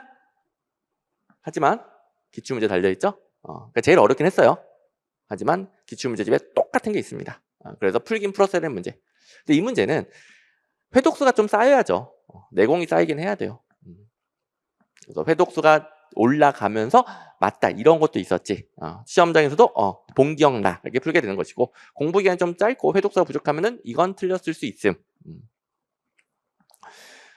그래도 2번 이건 지워야죠. 예측할 수 없는 예산 외 지출 또는 초과 지출을 충당하기 위해서 편성하는 게 예비비. 개념을 틀리면 큰일 나 있고 목적 예비비 뭐 종류 이런 것까지 다 못 외운단 말이에요. 심지어 목적 예비비의 종류 이런 것들은 법률에 있지도 않아. 따로 규정하는 거예요. 그걸 어떻게 다 찾아서 공부를 합니까? 만약에 3번을 외우고 있다. 잘못 공부한 거예요. 그런 걸 외우느라 정작 시험에 많이 나오는 거, 기출문제 뻔히 있는 거 이런 걸 못 외우는 거예요. 잘못 공부한 겁니다. 목적 예비비 개념 정도 그냥 들어봤으면 되겠고, 그러니까 예비비는 아시다시피 혹시 몰라서 마련한 돈이잖아요. 근데 일반에게 100분의 1 이내로 마련해도, 근데 그 중에서 이 돈은 무조건 특정 목적으로만 쓴다. 그 일이 발생했을 경우에 쓴다. 이렇게 목적 예비비를 정해놓을 수 있어요. 근데 요 정도 개념 알면 되겠고 3번 같은 건 절대 공부하면 안 되고 이거 공부하면 오히려 점수가 떨어집니다. 그래서 1번 잘 모르겠다 넘겨. 2번 당연히 옳고 3번 잘 모르겠다 넘겨. 그리고 이제 4번까지 왔을 때 예비비는 매년 편성하는 거잖아요. 매년. 그러니까 예비비를 편성했다가 그 회계연도에 안 썼어. 뭐 없어지는 거지 뭐. 다음 연도 예산, 예비비 또 편성해야 되잖아요. 그죠? 그러니까 회계연도를 달리하여 사용할 수 있다가 땡이죠. 예비비는 그 해 혹시 몰라서 말을 해뒀다가 안 쓰면 그냥 없어지는 거예요. 안 쓰면. 돈이 없어진다기보다는 그냥 안 쓰면 끝이고 내년은 다시 편성하는 거예요. 그리고 이제 개념을 강의 시간에 배우기도 하지만 기출문제집에 예비비, 예산 집행사에 나타난 예산의 과부족을 해결하기 위해서 새로운 경비를 마련한 제도로서 회계연도를 탄력적으로 적용한다. 표현만 다를 뿐이고 이거 뭐 강의에서 내용도 배우고 기출 강의에서 자세히 배우고 탄력적으로 적용한다는 게 회계연도 다음 연도 계속 이어진다라는 말이고 땡이더라. 그 회계연도에만 편성을 하고 안 쓰면 그 다음은 새로 편성하고 안 쓰면 그 다음 새로 편성하고 쓰고 남으면 그 다음 새로 편성하고 다 쓰든 뭐 덜 쓰든 안 쓰든 그 다음에는 새로 편성하는 겁니다. 어렵긴 했다. 어쨌든 내공이 쌓이면서 점점 잘 풀게 될 겁니다. 민츠버그 전문적 관료제 11번. 제가 무슨 말 할지 예상하고 있는 분들 있죠. 민츠버그는 5가지 유형이 있어요. 전문적 관료제 등. 그리고 각각 3가지로 외워야 돼. 그리고 시험 문제는 15가지가 많은 것 같긴 하지만 뭐 각각 15개 키워드 정도예요. 문장도 아니고. 그리고 15개에서 출제 포인트 거의 다 나온다. 여기서 거의 다 나오는데 외울만 하죠. 그리고 3번에 전문적 관료제는 복잡 불안정이란 말이에요. 환경은 복잡 불안정. 이 3가지가 뭡니까? 환경, 그다음에 여기 강조되는 부분, 핵심 부분, 조정기제 아닙니까? 5가지 조직 유형에다가 환경 핵심 부분 조정기제 15가지 외워두면 바로 푼다. 3번 이게 그래도 관료제는 관료제예요. 환경 변화에 적응하는 속도는 느립니다. 그래서 안정적인 환경에만 쓰는 거예요. 근데 기계적 관료제, 배버식의 기계적 관료제에다가 전문성은 보완돼 있어요. 그러니까 2번에 좋은 예시가 있는데 저도 강의 시간에 병원을 예를 들죠. 병원은 고도의 전문적인 기술이 필요해요. 그리고 환자들 종류가 다양합니다. 그래서 복잡성이라는 것은 환경에서 주어지는 요인들의 다양성이라고 그랬죠.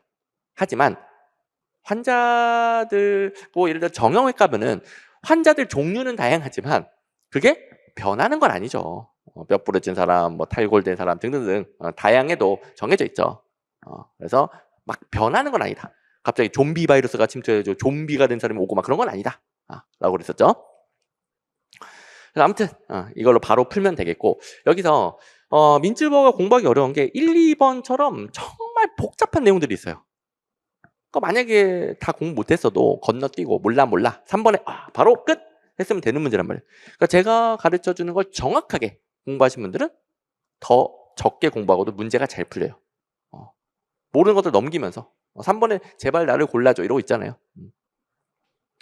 자, 아무튼 관료제는 관료제니까 환경 변화는 되게 느리고 그다음에 전문적 관료제는 강조되는 역할 작업계층이다. 작업계층의 핵심 운영층 같은 말이죠. 작업계층 핵심 운영층. 조정기제 뭡니까? 작업 기술의 표준화. 작업 기술의 표준화 이런 것들을 외워줍니다. 바로 풀림. 1, 2번 참고만 해보시면 이게 그래도 병원처럼 전문적인 의료 기술 이런 걸 수행하는 거예요. 개인의 전문성이 많이 의존하고요. 업무의 표준화는 어려워요. 자, 업무 여기서 말하는 업무는 단순한 업무 과정의 표준화예요. 그건 어려워요. 근데 작업 기술, 의료 기술 같은 거 이런 환자는 어떻게 수술한다, 어떻게 치료한다, 의료 기술은 표준화되어 있죠. 물론 이제 어렵긴 어렵지만 그다음에 이렇게 다양한 환자들 대응하기 위해 병원 조직들이 많이 쪼개져 있어요. 분화라는 뜻은 다른 거랑 제발 연결하지 말고 그냥 조직이 쪼개져 있다, 쪼개져 있다. 분화, 분거나 다른 말이죠. 자, 그냥 쪼개져 있다, 쪼개져 있다. 낮은 공식화. 이게 표준화가 어렵다라고 위에 있잖아요. 표준화가 어려우면 공식성은 떨어지겠죠. 그것도 이걸 갖다가 작업 기술의 표준화가 조정 기제라면서요. 근데 왜 표준화가 어려워요? 어렵긴 한데 조정 기제는 작업 기술의 표준화다. 조정 기제라는 말은 쉽다 어렵다 따지는 게 아니에요. 전문적인 의료 기술을 중심으로 조정한다는 의미지. 그거 뭐 어렵긴 어렵죠. 여러분 전문적인 의료 기술 표준화시키는 게 얼마나 어렵겠어요. 환자별로 어떻게 치료하는지. 그죠? 그래서 단어만 가지고 연결하지 말고 꼭 제가 강의 시간에 설명을 해준 대로 공부를 해야 문제가 잘 풀린다. 엉뚱한 데서 헤매고 시간 낭비가 생기지 않고. 됐고. 자, 이제 확인. 기출문제에서 전문적 걸제는 환경 변화에 적응에 유리하다. 땡. 변화 적응 느리고. 이거 똑같네. 복잡하고 불안정적인 환경. 땡. 너무 똑같다. 12번 공공선택 이론. 자, 일단 1번 중위투표자 이론은 중간적인 선호를 가진 사람이 제일 많아요. 그래서 2대안 세 개. 다수결 투표하면은 두 번째가 당선이 되겠죠. 그러면 중간 선호를 가진 사람들만 만족하게 됩니다. 그러면 다른 사람들은 고려가 안 됐기 때문에 배분적 효율성 혹은 자원 배분의 효율성이 달성되지 못한 거예요. 티브 가설, 주민이 완전하게 이동해야 발로 투표할 수 있죠. 티브 가설은 지방정부끼리 경쟁하고 주민들이 직접 이사 가서 지방정부를 선택하는 거예요. 그게 성립하려면 가정들이 성립해야 되는데 가정들 우리 쫙 다 정리해서 가지고 있어야 돼 있고 여기서는 완전한 이동성 맞다. 3번 공공선택론은 소비자인 개인의 선호를 존중하고 경쟁 도입하고 그럼으로써 행정의 대응성을 높일 수 있다고 보는데 자 공공선택론은 전통적 관료제가 독점적이고 집권적이고 또 대규모의 또는 계층적인 조직 이런 전통적 관료제가 시민들의 요구에 민감하게 대응하지 못한다고 보는 거죠. 그러면서 민감하게 시민들의 요구에 빨리빨리 대응을 하려면 분권화시켜야 된다. 그래서 4번 관청 형성 모형이 생각 안 났다 하더라도 공공선택론에서 집권화된 대규모 개서적 하면 관료조직이죠. 여기도 관료제라는 표현 안 썼지만 개서적 관료조직이 관료제예요. 관료죠. 다 틀렸죠. 이게 시민의 요구에 민감하게 대응하지 못하기 때문에 분권화시켜서 여러분들 분권화가 대응에 빨리빨리 대응할 수 있는 거죠. 요구에 빨리빨리 대응할 수 있는 거죠. 분권화시켜서 조직을 운영하고 분권화시키고 각 조직마다 시민들의 요구가 다양할 거 아니에요. 조직들의 특성이 바뀌겠죠. 그래서 분권화된 다양한 소규모의 다양한 조직들이 형성되게 됩니다. 그걸 설명하는 이론 중에 하나가 관청형성 모형일 뿐. 그래서 관청형성 모형 구체적인 내용 생각 안 났다 하더라도 4번은 무조건 땡이고 공공선택론이니까. 관청형성 모형에 따르면 관료들은 예상극대 말고 기관의 유형 혹은 그 기관이 수행하는 업무의 성격을 중시한다고 봐요. 자신의 유리한 기관 유형, 유리한 업무의 성격을 찾아서 관청을 형성한다고 봅니다. 그러면 그런 여러 관료들마다 여러 가지 자기에게 유리한 관청들을 형성하다 보면은 여러 소규모의 다양한 조직들이 생기고 분권화될 수밖에 없다고 보는 거죠. 자, 이건 다 똑같은 내용인데 여러분들 혹시 그 표현 때문에 놓쳤을까봐 다 봅니다. 공공선택론은 집권적이며 계층제적 구조를 강조하는 정부 관료제가 시민의 요구에 민감하게 반응하지 못한다. 그래서 반응한다 땡 이런 문제가 나왔었고 공공선택론은 대규모 관료제에 의해 행정 효율성을 높인다 땡 관료제 아니고 그다음에 공공선택론은 단일의 대규모 조직에 의해 독점적으로 공급되는 걸 선호한다 땡 단일 아니고 대규모 아니고 독점 아니고 그게 아니라 권한이 분산된 여러 작은 조직들에 의해 공공서비스가 공급되는 것을 강조하는 거죠. 바꿔야 되겠죠. 그러면 뭐 이 문제에서 뭐 틀리고 싶어 틀릴 수 없게 되는 거죠. 자, 기출문제 답이 있습니다. 그리고 여기서는 둘 중에 뭐였더라? 오른쪽 같은데? 여기 공공선택론에서 분권화된 조직 구조를 강조한다. 오른선지. 공공선택론 하면은 관할권의 중첩과 분권화된 조직 구조. 두 가지 처방을 꼭 알고 있어야 돼요. 그래서 기출문제 쪽에 관할권의 중첩이 있으니까 제가 분권화된 조직 구조 꼭 같이 알아두세요. 라고 쌍무에 연결시켜서 공부할 수 있게 만들어 놓은 거. 13번. 자, 진보주의 정부. 일단 보수주의는 시장 완벽하니까 정부가 개입하지 마. 근데 진보주의는 시장이 실패하기도 하잖아. 실패할 때 정부가 개입해야 돼. 자, 진보주의는 정부 개입이 강한 거죠. 소수 민족 기회 확대 등등등 약자들을 지원해 주는 거, 복지 정책, 정부가 개입하는 거죠. 소득 재분배, 정부가 강제적으로 부자들에게 세금을 걷어가지고 약자에게 준다. 정부가 하는 거죠. 정부 규제, 정부가 하는 거죠. 그다음에 조세 정부가 하는 거죠. 조세를 확대해야지. 조세 감면이 아니라 조세 감면. 정부 역할을 줄이는 거예요. 줄이는 거. 땡. 조세 감면은 보수주의. 그다음에 기출에 관한 행정학에 20번 관련 틀린 선제. 똑같네? 진보주의에도 조세 감면 땡? 똑같은 게 있는데 이게 지금 20년도 군무원 9급이니까 쌍무에 나오겠죠? 쌍무 잘 보시면은 소수민족 기회 확보, 소득 재분배 강조, 정부 규제 강화, 틀린 선지, 조세 감면 확대. 이번 그러니까 올해 문제랑 4개 구성이 완벽하게 똑같죠? 그냥 순서만 다르잖아요. 순서만. 이게 작년에도 한 문제 있었어. 이거는 2년 연속으로 딱 한 문제가 선지 구성이 한 글자도 안 틀리고 똑같다? 이거 뭔가 좀 이렇게 일부러 그랬나 싶기도 하고. 아무튼 작년하고 올해하고 질문은 좀 다르고 그다음에 선지 순서는 다르지만 선지 구성 단 한 글자도 안 틀리고 그냥 그대로 복사하는 문제가 각각 한 문제 있었어요. 참 그 문제 내는데 귀찮아서 그랬나? 아무튼 그 정도로 제가 하고 싶은 말은 그 정도로 이제 검증된 객관식 행정학 기출 문제를 바탕으로 출제하기 시작을 했더라. 계속 떨다 보니까 갑자기 좀 목이 메어가지고 목소리가 잘 안 나오네요. 자, 우리 한 반절 좀 넘었고 앞부분에서 중요한 내용들을 했으니까 뒤에는 촤락 빨리빨리 갈 건데 그래도 여러분들 조금 이제 숨을 돌리고 갑시다. 저도 이제 살짝 목이 메어가지고 물 한 잔 먹고 할게요. 여러분들도 좀 지치신 분들, 여러분들은 뭐 인강이니까 잠시 멈춰도 되겠지만 자, 아무튼 10초만 숨을 좀 돌리면서 자, 다시 또 집중할 준비를 해봅시다.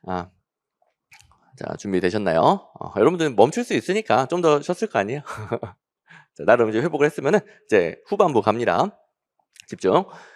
14번. 다음 중 우리나라 고위공무원단 또는 뒷부분은 뭐 공부 안 해도 되겠고 고위공무원단에 속하는 공무원이 아닌 것을 했을 때 2번 이거 얼마나 많이 연습했습니까? 지방공무원 땡 국가공무원 국가직에만 고위공무원단이 있더라. 보통 고위공무원단 하면은 중앙행정기관의 실장 국장급 3급 이상이죠. 중앙행정기관에 근무하니까 국가직이고 여기다가 그다음에 지방자치단체 및 지방교육행정기관 뭐 지방교육청 있죠. 거기에도 고위공무원단이 있기는 해. 근데 국가직이어야 돼. 국가직. 지방자치단체에서 근무한다 하더라도 국가직이면서 고위직이 고위공무원단에 들어가는 것이고 지방직은 안 되죠. 또 2번 보충. 여기서 잘 나온 게 하나 있죠. 지방자치단체 혹은 지방교육청에서 근무하긴 하지만 국가직 고위공무원이 있어요. 그러니까 국가직이면서 고위직. 광역자치단체 부단체장들 그리고 광역자치단체 부교육감. 이들은 국가직이기 때문에 고위공무원단에 포함이 되죠. 근데 부단체장은 1급 대우를 받아요. 당연히 3급 이상이니까 고위공무원단에 포함이 되죠. 어쨌든 그들은 국가직이라고 국가직. 여기는 지방직이잖아요. 땡. 정답은 2번. 3, 4번 공부하지 마세요. 이런 거까지 다 못 외웁니다. 밑도 끝도 없이 다 못 외웁니다. 기출문제 확인. 고위공무원단은 중앙행정기관 내 국가직. 지방자치단체도 있을 수 있어요. 하지만 국가직. 지방직은 안 돼. 그다음에 실국장급이라는 것은 3급 이상. 이거. 자, 15번. 이건 이제 처음 출제된 생소한 문제이긴 한데 이거는 뭐 처음 보면 큰일 나죠. 일단 기본 1번. 하나의 자치단체가 다른 자치단체를 구역 안에 포괄하는 중층제. 이게 우리나라처럼 광역자치단체도 있고 기초자치단체도 있고 여러 자치계층이 있는 거 원칙으로 한다. 자, 우리나라는 중층제가 원칙이에요. 광역자치단체 시도 아래 기초자치단체 시군구가 있죠. 제가 강의하고 있는 노량진은 서울특별시 동작구 이렇게 2개.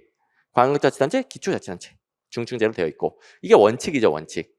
근데 예외적으로 세종특별자치시, 제주특별자치도 이 두 가지만 단층제죠. 이 둘만 단층제예요. 2번 항구역에 하나의 자치단체만이 존재한 단층제는 우리나라에서는 원칙이 아니라 예외. 그리고 그 예외가 뭐가 있다? 제주특별자치도, 세종특별자치시.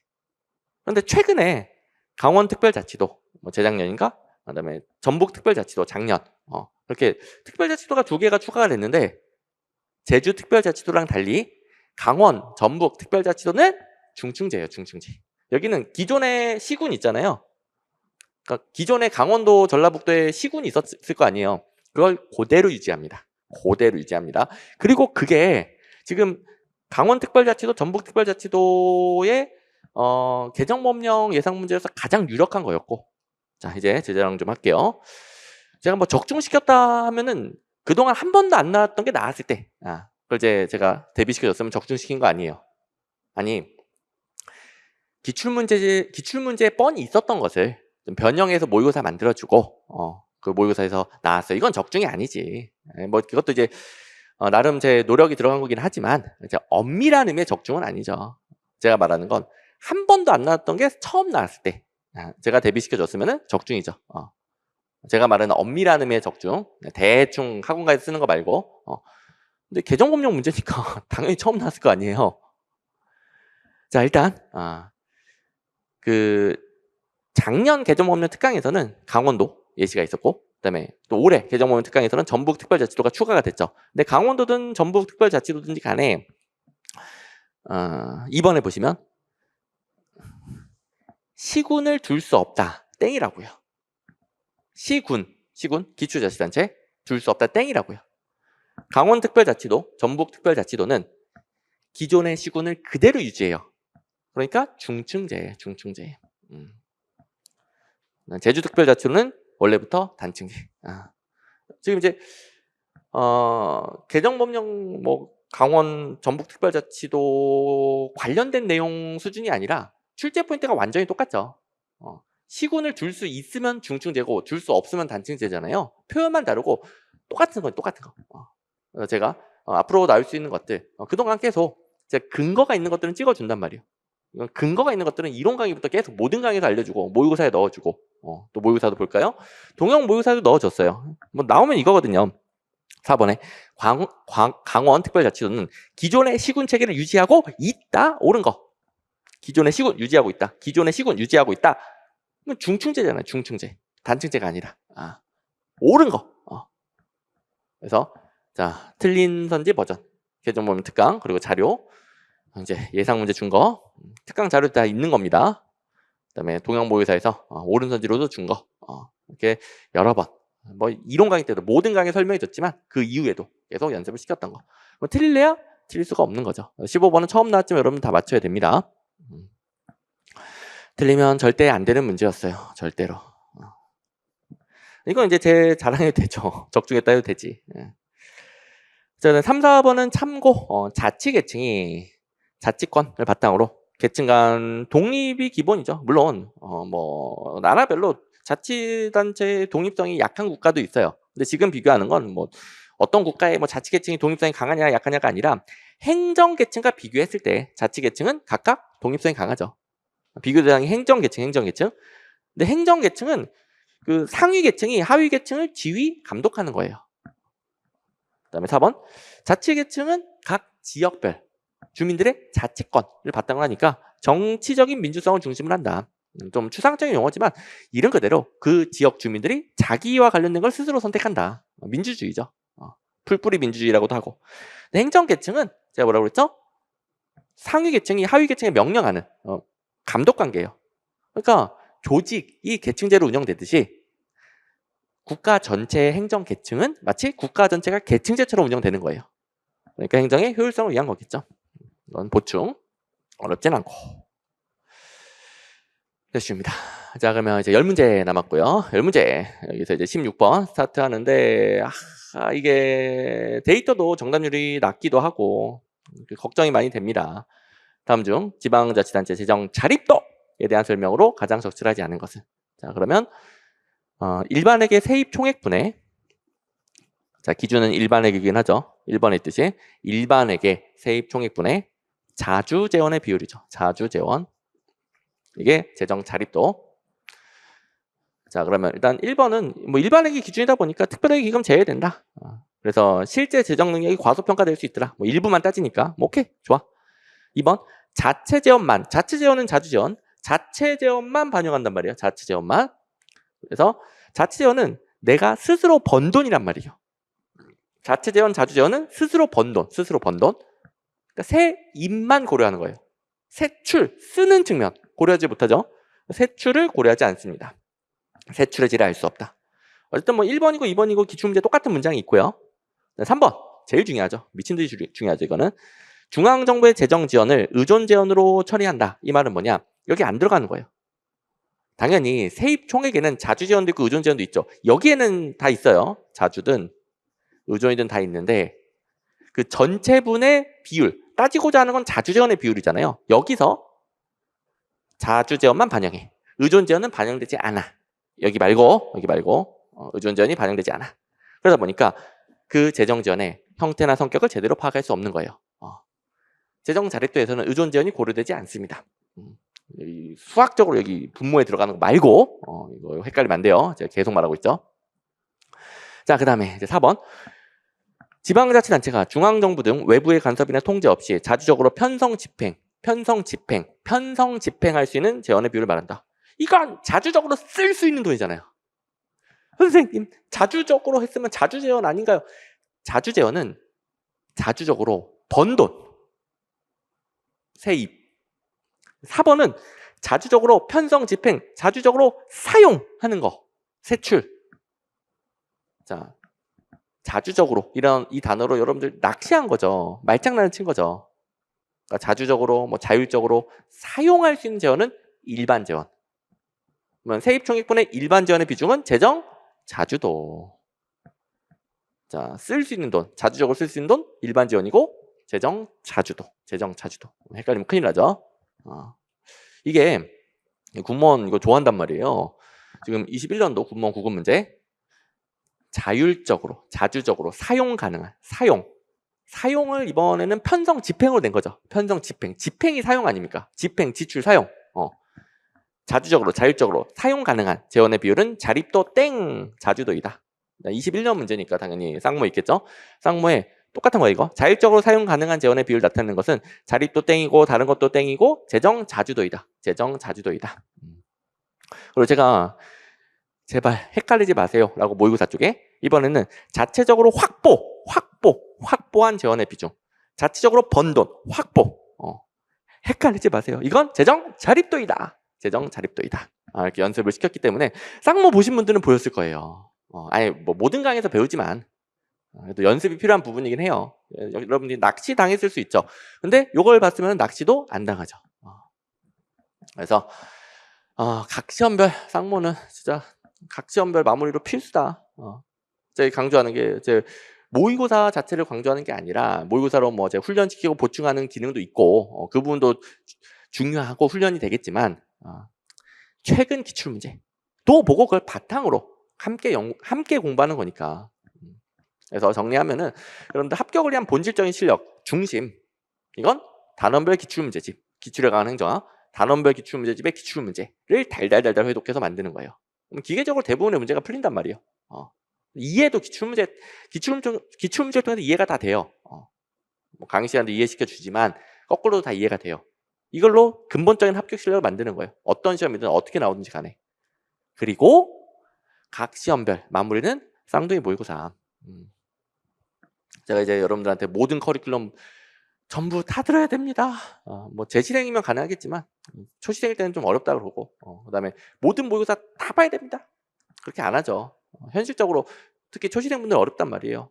근데 그래도 1단계 이론 강의, 2단계 기출 강의, 마지막 각 시험별 쌍모 요건 이제 초실행도 다 할 수 있고 현실적으로 무조건 필수고 그 사이에는 다른 과목도 공부하면서 본인의 시간과 여력이 되는 만큼 활용하는 거라고 그랬죠. 재실행이 되면은 또 미리 해놓은 게 있으니까 그 사이도 더 활용할 수 있는데 재시생이라 하더라도 혹시 이제 이번에 좀 아쉬워서 재시를 하시는 분들이 하더라도 중심은 단원별 기출문제집의 기출문제. 됐습니다. 공부 방향 이렇게 잡으시고 17번 네트워크 구조의 기본 원리로 가장 적절하지 않은 것은 이건 뭐 기출문제 워딩이 똑같은 건 없지만 단일의 지도자 뭐 관료제도 아니고 계층제도 아니고 네트워크 구조 뭐 완전 유기적 구조의 가장 유기적인 구조로 분류되는 구조인데 단일의 지도자라니 뭐 계층제 안 맞죠? 이렇게 풀어주시면 됩니다. 계층의 통합은 맞아. 계층이 통합됐다라는 것은 상하 계층이 통합됐다. 계층이 없어진 거예요. 계층이 없어지면은 단일의 지도자가 남을 필요가 없죠. 이때 피라미드 형태 계층이 나뉘어져 있을 때 단일의 지도자가 있는 거 아닙니까? 그래서 쉬운 문제였고 나머지 각 네트워크의 참여자들 독립적이죠. 중심 조직의 핵심 기능을 하고 부수적인 기능을 하는 다양한 참여자들이 있어요. 그들 간에 자발적으로 연결되는 것이고 그들 간의 공통된 목표를 위해 협력을 하는 거죠. 이거는 뭐 똑같은 워딩은 없지만 기출문제 네트워크 구조란 조직 자체 기능은 핵심 역량 위주로 합리화하고 여타 기능은 외부 기관들과의 계약 관계를 통해 수행한다. 그리고 핵심 기능만 수행하는 조직을 중심에 놓고 다수의 독립된 조직들을 협력 관계로 묶어 이를 수행한다. 이거는 매트릭스 땡이고 네트워크 구조이다. 그리고 지금 요 문장 결정기획과 같은 핵심 업무만 수행하는 조직을 중심에 놓는다. 요 문장은 얼마 전 지방직 구급에도 똑같이 출제가 돼서 네트워크 구조 관련된 문제가 또 나왔었고 풀 수 있어야 되겠고 쉬운 문제. 자, 그다음 18번 델파이 기법. 자, 델파이에서 3번이 엉뚱한 내용이죠. 그래서 1, 2, 4번 지어서 풀었으면 됩니다. 1번 전문가 집단에게 예측하고자 하는 문제나 관련된 문제에 대해서 설문지를 배부하고 2번 설문지 응답 내용에 대해서 통계 처리한 뒤에 결과를 다시 동일 전문가에게 발송해서 다시 물어보죠. 반복 설문. 설문하고 나눠주고 또 물어보고 설문하고 나눠주고 또 물어보고 자신의 처음 의견을 수정할 것인지 또 수정한 의견이 있다면 그걸 또 반영해가지고 계속 설문을 합니다. 4번은 전문가 선정이니까 처음부터 하는 것이고 1, 2, 4번은 당연히 맞고 3번 땡. 장래에 일어날 사건의 줄거리를 가상적 시나리오로 구성한다. 이건 뭐라고 해야 되나? 시뮬레이션이라고 해야 되나? 아무튼 델파이 기법하고는 상관이 없다. 자, 여기 델파이 기법 기출문제에서 전문가들의 의견을 종합한다. 전문가들에게 설문지를 반복적으로. 그 다음에 전문가 집단은 자신의 답변 수정할 수 없다? 아니죠. 자신의 답변 수정할 수 있다. 19번 탈신공공 관리. 탈신공 관리. 제가 탈신공 관리는 아주 작은 이론이고 뭐 학계에서 그렇게 중요한 이론이 아님에도 불구하고 요새 엄청 잘 나온다고 그랬어요. 제가 신공관리 현대행정의 대세인데 그러니까 대부분의 선진국 우리나라도 실컷 해봤어. 부작용도 많이 겪고. 그래서 신공관리론을 보완하는 이론들 혹은 뭐 대체하는 이론들 비판하는 이론들 엄청 많이 나온다고 그랬죠. 탈신공관리 그 중에 하나고 탈신공관리론은 신공관리로 갖다 버려. 대체? 아니죠. 보완하는 이론이에요. 보완. 그래서 이번에 신공관리의 조정 뭐 보완, 수정 이런 건 괜찮아요. 근데 그게 아니라 땡. 신공관리론은 대체 땡. 대체 아니다. 이건 기출문제집에 똑같은 거 있죠. 자, 잘 보세요. 136번에 탈신공관리는 신공관리를 대체하는 이론이다 땡. 똑같은 게 있기 때문에 절대로 틀리면 안 되는 문제. 자, 나머지도 다 기출문제 있습니다. 신공관리의 역기능적 측면을 교정하고 뭐 교정 이런 거 괜찮고 통치 역량을 강화한다. 신공관리론이 너무 분권화 시켜놨잖아요. 그러다 보니까 조직이 다 쪼개졌다고 그랬어요. 아까 공공선택론의 원리를 바탕으로 하는 게 신공관리론이죠. 그러니까 조직이 너무 쪼개지다 보니까 정부의 힘이 부족해진 거예요. 정부의 힘, 통치 역량을 회복하자. 그걸 위해 자, 집권화 규제를 다시 하는데 이게 제자가 붙은 이유는 다시 모든 걸 집권화시키고 모든 걸 규제하기보다는 필요한 부분 집권화시키고 규제시키자. 그래서 재집권화, 재규제라고 하고요. 이렇게 탈신공관리론은 신공관리론에서 아예 전통적 관리제로 돌아가자는 아니에요. 근데 정부의 힘을 회복하기 위해 전통적 관리제 쪽으로 가는 거죠. 아예 대체하는 건 아니고 아예 돌아가는 건 아니지만 방향은 어디다? 전통적 관리제 쪽. 다른 내용들은 전통적 관리제 쪽이면 맞고 신공관리론 반대로 가면 틀리고 이렇게 풀면 되죠. 3번 전통적 관리제 쪽이니까 구조적 통합을 해야 돼요. 분절하는 축소되겠죠. 분절하는 신공관리론 하도 분권화시키니까 조직이 쪼개지죠. 4번 중앙의 정치행정적 역량을 강화시켜야 돼. 중앙의 역량 강화, 중앙의 역량 강화, 전통적 관리 쪽이죠. 맞는 것이고 기출문제도 다 있는 내용들 다 읽지는 않을게요.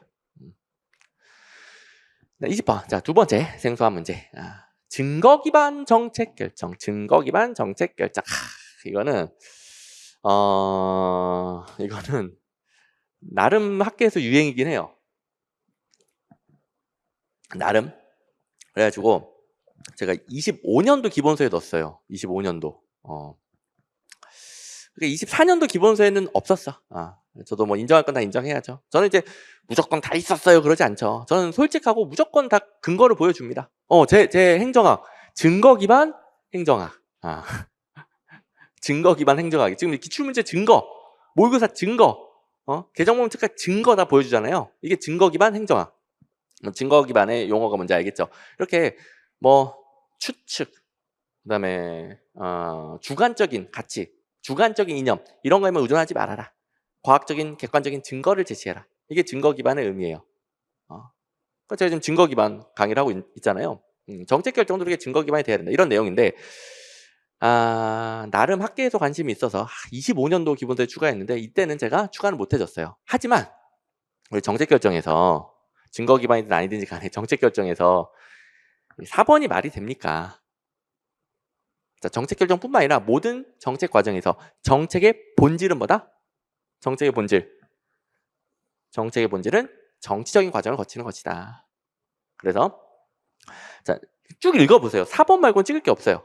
1번 정책이 이념, 신념, 의견 등의 기반. 이런 것들은 객관적인 근거가 아니죠.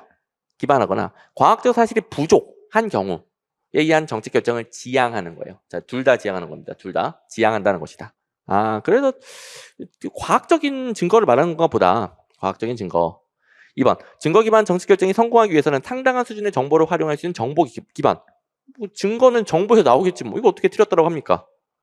3번 증거 기반 정책 결정은 보건정책 분야, 사회복지정책 분야, 교육정책 분야, 형사정책 분야 등에 상대적으로 용이하게 적용할 수 있다. 이런 거 그러니까 쭉 분야를 나열한 거 틀리게 된 적이 없죠. 우리 객관식 문제 패턴상 이런 분야 쭉 나열해놓고 그 중에 하나 틀리게 이렇게 되는 케이스는 거의 없습니다.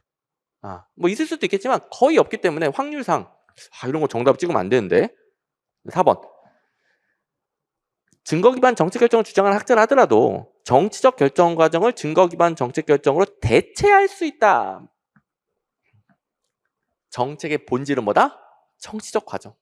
이게 본질이고 부족한 객관적인 증거를 증거 기반 정책 결정으로 보완하는 거죠. 이게 말이 됩니까 이게? 그래서 이 문제는 실제로도 이렇게 푸신 분들이 많았기 때문에 정답률이 그리 낮지가 않아요. 자, 이렇게 풀었다는 소리죠, 이렇게. 그래서 점점 제가 통밥으로 풀리는 문제라고 그랬었죠. 그리고 이제 제가 1년 늦긴 했지만 내년 시험 기본서에는 들어가 있긴 하고요. 자, 이렇게 제가 최대한 학계에서 관심이 있는 이론들을 최대한 객관식으로 나오겠다 싶은 것들을 계속 매년 업그레이드 합니다. 근데 저도 이제 다 반영하지 못하고 다 반영해서도 안 되고 밑도 끝도 없이 공부할 수 없으니까 다 반영해서도 안 되고 그다음에 제가 한 발 늦기도 하는데 그래도 이거 틀렸어도 96점. 나머지는 다 기출문제 기반이에요. 모든 강의에서 배우고 기출문제 있는 겁니다. 틀렸어도 96점. 이게 여러분들이 현실적으로 대비 가능한 부분이에요. 다른 수험생 앞서려면 이걸 다 맞추면 되는 거예요. 됐고 21번. 자, 5개 파이팅. 정부에게 대한 설명을 가장 적절하지 않은 것은 자, 이거는 현금주의, 발생주의 뭐 이런 거 어렵긴 하지만 답 구하는 건 쉽죠. 3번부터 봅시다. 자, 현금 이동 외에 요상한 용어들 나왔어. 물론 여러분들 감가상각은 잘 알겠지만 현금 이동 외에 요상한 용어가 나오면 미래의 비용과 편익이다. 미래의 비용과 편익. 그리고 감가상각 말고 처음 보는 용어 나왔을 때 어떻게 풀면 된다고 했어요. 그러니까 현금 이동 말고 현금 이동 외의 건데 처음 보는 용어야. 현금주의에서 인식한다 땡. 발생주의에서 인식이 안 된다 땡. 이거만 하면 된다고 그랬죠. 왜냐면 현금주의에서는 현금 이동 외에 미래의 비용과 편익을 인식할 수가 없어요. 그걸 인식하기 위해 만든 게 발생주의예요. 그래서 현금주의 단식부기 쪽에서 인식한다 땡. 발생주의 복식부기 쪽에서 인식 못한다 땡. 이거 이렇게 풀면 된다고 그랬죠. 물론 감가상각 여러분 잘 아니까 더 잘 풀었을 것이고. 어쨌든 1번 현금주의는 그냥 현금 이동에 따라 기록하는 거니까 발생주의보다 엄청 간편하고 통제가 용이합니다. 여기서 통제라는 것은 그냥 단순히 내역, 지출 내역 통제하는 거 말하는 거예요. 미래의 성과 통제를 말하는 게 아니라 또 아무거나 연결하지 마시고 가끔 이제 발생주의 복지부기 쪽이 뭐뭐뭐뭐 하면서 통제가 용이하다 나올 때가 있거든요. 그거는 미래의 부채 등등을 고려한 재정 건전성을 통제할 수 있는 거죠. 그냥 단순히 통제가 용이하다는 그냥 단순히 현금 이동에 따라 정확하게 적을 수 있다 그 말입니다. 그래서 주어 목적 안 보고 그냥 단어 하나만 가지고 연결하면 안 돼요. 됐고 2번 현금주의에게는 자 무상거래 이게 기억 안 난다 하더라도 어떻게 한다고요? 현금주의 쪽은 인식 못해요. 발생주의 쪽은 인식해요. 뭐 이중거래를 한다 이런 거 기억 안 나더라도 현금 이동 외에 처음 보는 용어 나오면 현금주의는 인식 못한다. 발생주의는 인식한다. 감가상각 현금주의는 인식 못한다. 발생주의는 인식한다. 2, 3번 같은 요령. 4번 발생주의 회계는 재정 성과 파악 미래의 성과죠. 그래서 미래까지도 파악할 수 있는 게 발생주의. 그 다음에 이 논의는 아까도 살짝 말했지만 현금주의 단식부기 대 발생주의 복식부기 쪽 둘 다 적용이 되는 겁니다. 그래서 쉬운 문제였고 군무원 이거 좋아요. 자 뭐 객관식 행정 문제에서 합격을 위한 본질적인 출제 포인트는 공무원이든 군무원이든 9급이든 7급이든 크게 차이 나진 않아요. 근데 이제 각 시험별로 특히 좋아하는 주제가 조금은 있어. 조금은 21년도 공무원 9급에서 감가상각 예시도 똑같네. 발생주의는 감가상각 반영할 수 있다. 오른선지. 그다음에 다른 기출문제도 발생주의는 감가상각 인식이 어렵다. 땡. 그다음에 미지급금 등등등 현금 이동 외에 처음 보는 거 나오면은 아까 말했던 요령대로 발생주의는 인식하죠. 또 아까 21년도 군무원 9급 모의고사 기출문제 여기 가에 똑같은 거 있죠. 감가상각 가치를 회계에 반영할 수 있더라. 나머지도 계속 나올 수 있습니다. 22번 자아실현적 인간. 2번 구성원이 자신들의 직무에서 의미를 발견하고 긍지와 자존심을 가지며 도덕적으로 직무에 임할 수 있도록. 그러니까 자아실현적 인간은 스스로 알아서 하는 사람을 말하죠. Y이론. 3번 관리자는 구성원을 지시하고 통제하기보다는 구성원 스스로 자기 통제와 자기 개발을 통해 문제를 해결할 수 있도록 지원해 줍니다. 4번 통합 모형이 뭔지를 따로 공부할 필요 없고 개인과 조직의 목표를 융합하고 통합한다. 이게 그 뜻이에요. 그러니까 그 말은 개인이 자신을 위해 그러니까 본인 스스로 열심히 했을 때 조직도 목표 달성을 하도록 통합한다는 소리겠죠. 의사결정 과정에서 구성원들의 참여를 확대시켜준다. 그렇죠? 자아실현적 인간 Y이론적이니까. 그래서 여러분들 이건 잘하는 부분이니까 2, 3, 4번 아니고 1번 상황 조건과 구성원 동기의 차별성을 고려하여 획일적이라기보다는 유연하고 다원적이며 세분화된 관리 전략을 사용한다. 이건 복잡인이죠. 복잡인. 땡 하시면 됩니다. 제가 살짝 잘못 말한 듯. 자아실현적 인간에서 2, 3, 4번은 옳은 내용인데 정답 아니고 1번 정답. 복잡인 땡. 또 같은 패턴. 후기 인간관계론이 자아실현적 인간관이죠. 후기 인간관계론. 거기서 개인은 다양한 차원에서 다양한 특성을 지니고 있으므로 상황에 따라 개인을 다양한 시각으로 이해할 필요가 있다. 복잡 인간이죠. 땡. 쌍둥이 모의고사에서도 앞에서 나왔던 내용인데 후기 인간관계론 자아실현적 인간관이고 그다음에 어디 갔니? 3번에 여기는 신고전이에요. 후기 인간관계론 자아실현적 인간관은 신고전인데 현대적으로 가야 인간관계보다 조직과 환경과의 상호작용을 강조하더라.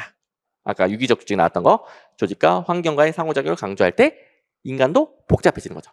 상황, 환경 변화에 따라 변하게 되는 거죠. 그리고 이거 조금 이제 근거가 약하니까 또 있어요. 군무원이 또 이 조직관, 인간 간 구분하는 것도 참 좋아요. 자, 일단 4번에 환경의 변화가 빠르고 다양성이 중시되는 현대 사회에서는 복잡 인간관, 이런 조직 관리 전략이 적합하더라. 환경 변화가 빠르다. 환경 변화에 따라 사람이 영향을 받는 게 복잡 인간. 그건 현대적인 조직 이론이죠. 신고전, 후기 인간계론, 자아실현적 인간관이 아니라. 그다음에 23번 공무원 부패. 자, 1번 그냥 읽어보면 되고 당연한 내용이고 2번 보시면 공무원 부패에 대해서 사회의 법과 제도가 문제야. 자, 법과 제도에서 뭐 여러 가지 문제가 있겠죠. 다른 구체적인 게 중요한 게 아니라 이거는 원인에 대해서 그러니까 원인을 어디서 찾는가? 법과 제도의 어쩌고저쩌고 문제야. 제도적 접근. 체제론적은 제도뿐만 아니라 개인, 환경 등등 다양한 요인들이 상호작용하더라. 이거 구분하는 거. 이제 부패 유형에서 선의의 목적으로 행해지는 거. 용인 가능성이 있는 걸 백색 부패라고 하더라. 4번. 사회적으로 희소한 권력을 가지고 부패하는 건 권력형 부패라고 하더라. 쉽죠? 그 외에 뭐 다른 접근들, 다른 부패 유형들 있는데 여러분들이 뭐 잘하는 부분이니까 일단 넘어가고 원인에 대한 접근 방법 제도적 접근이 법 제도상의 어찌고 접근이다. 이렇게 주문제 확인. 쉬운 건 빨리 갑시다. 24번. 여기서 1번에서 고민에 빠져서 1번을 찍으신 분들 좀 있는 것 같아요. 뭐 질문하신 분이 있긴 있었는데 뭐 1번에서 고민이 됐으면 넘겨야죠. 2번에서 다양한 사람으로부터 입체적이고 다면적인 평가 결과를 도출함으로써 평가의 공정성을 확보할 수 있더라. 다양한 사람들로부터 입체적이고 다면적인 평가, 다면평가죠. 다면평가. 정답은 2번. 그래서 역량평가하고 다면평가하고 좀 오해할 수 있는 부분이 있기는 하지만 그래도 2번은 명백하게 다면평가니까 땡 하시면 되겠고. 자, 일단 3번 먼저 처리합시다. 역량평가는 1번에 이 단어만 볼게요. 사전적인 검증이에요. 사전적인 검증. 일 시키기 전에 사전적으로 평가하는데 아직 일 시키기 전이니까 구조화된 모의 상황이 필요해요. 이건 현실적 직무 상황에 기초하여 모의 상황을 만들었고 이런 다양한 모의 상황, 다양한 실행 과제를 주고 거기에 어떻게 대처한지를 평가하는 거죠. 그리고 다양한 실행 과제를 종합적으로 활용함으로써 개별 평가 기법의 한계를 극복하고 대상자들의 몰입을 유도하여 다양한 역량을 측정할 수 있죠. 그래서 이런 내용 다 배운 내용들인데 여기서 이제 한 분이 좀 질문했던 게 선생님 역량평가 제도가 고위공무원단 구성과 함께 고위공무원으로서 요구되는 역량의 사전적 검증 장치로 도입되었다. 요 함께 도입 맞는 건가요? 이게 뭐 헷갈렸으면은 넘겨야 된다니까요. 이게 함께 도입이 기억이 안 나, 헷갈려. 그럼 넘기는 거예요, 넘기는 거. 넘기면 2번에 명백하게 틀린 게 있잖아요. 2번은 명백하게 틀렸고 1번은 맞는지 틀린지 모르겠어. 그럼 2번을 찍어야 되는 거죠. 근데 1번에서 섣불리 찍었거나 그래서도 안 되죠. OX 하여간 OX 판단이 안 되면 넘기는 거예요. 모르겠다, 정답 이러면 안 되고 기본이죠, 기본. OX 판단 못하면 넘기는 겁니다. 그리고 이제 만약에 넘겼다고 쳐. 넘겼는데 1, 2번 비교해서 1번을 찍었다. 이것도 이제 문제가 있죠. 왜냐? 그건 다면평가에 대한 공부가 부족했던 거죠. 이게 뭐 큰일 났다, 잘못됐다가 아니라 앞으로 다면평가 보충을 하면은 이런 문제도 쉽게 풀리게 되는 거죠. 자, 아무튼 오해할 수 있는 부분까지 한번 싹 기출문제 있는 거 같이 볼 건데 다면평가에서는 다수의 평가자가 참여하긴 해요. 그래서 개별 평가자의 오류를 방지하고 평가의 공정성 확보해요. 평가의 공정성 확보? 선생님, 죄송합니다. 이건 이제 다면평가 내용이고 여기까지 다면평가 내용. 그다음에 2번 개인을 평가할 때 직속 상사의 일방향 평가가 아닌 다수의 평가자에 의해 다양한 방향에서 평가하더라. 그래서 다양한 방향 줄여서 다면. 그러니까 지금 설명들이 다 그냥 원래 기출문제 2번과 관련되는 다면평가를 조금 다르게 표현했을 뿐이잖아요. 됐고. 그런데 다면평가에서는 참여자들 간 합의는 없어요. 이게 상관, 동료, 부하, 심지어 민원인까지도 다 다양한 방향에서 평가하잖아요. 그들이 어떻게 다 만나서 합의를 봅니까? 각각 평가하는 것이지, 그러니까 다양한 방향에서 평가하는 것이지 합의는 없어요. 근데 역량평가는 그 다수의 그 평가자들이 합의 봐서 평가하긴 해. 근데 그게 그 모의 상황에 대처하는 것을 마치 면접관처럼 한 2-3명이 보면서 합의를 봐서 평가한다는 것이지 다양한 방면, 다면적인 평가, 다양한 사람들에 대한 평가가 아니라고요. 그거는 이제 연결해서 오해하시면 안 되겠고. 됐죠? 뭐 연결을 할 거면은 그러니까 그쪽까지 가면 안 돼. 왜냐면 너무 명백하게 다면평가니까. 그래서 이거는 이제 다면평가에 대한 공부를 더 해야 된다. 자, 그리고 이제 마지막이네요. 쉬운 문제. 정책 집행의 접근법에서 정책 목표가 명확하고 집행은 그냥 실현하는 거예요.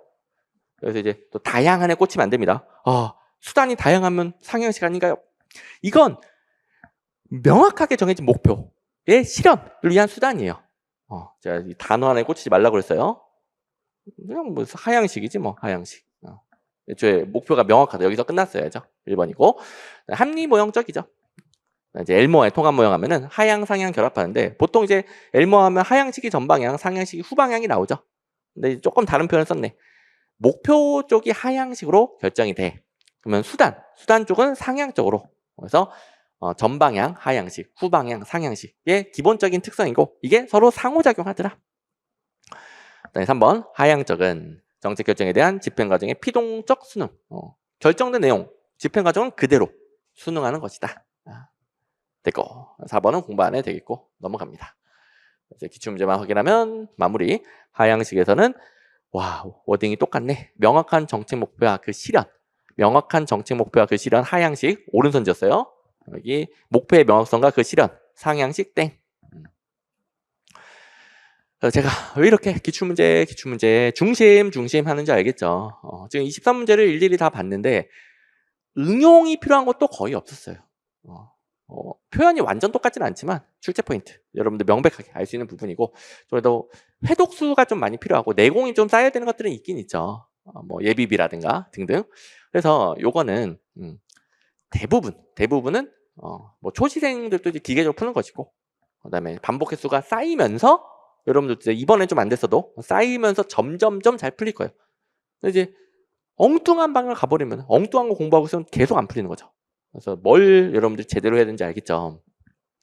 그리고 이제 생소한 문제 처음 보는 거 나올 수 있는데 15번은 원래부터 이런 계층간 관계를 냈었고 새로 추가된 개정법령이 있어.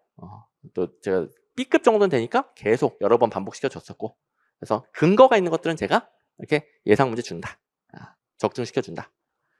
그다음에 20번은 한 발 늦긴 했죠. 한 발 늦긴 했는데 또 나올 수 있어요. 증거 기반 나름 유행 중이니까 뭐 C급 정도로. 내용은 어렵지 않죠? 아까 들었던 대로 챙겨둡니다.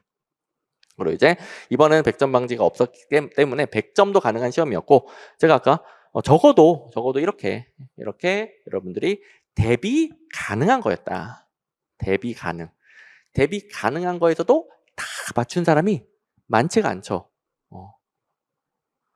96점, 100점 맞을 수 있는 시험인데 많지는 않아요.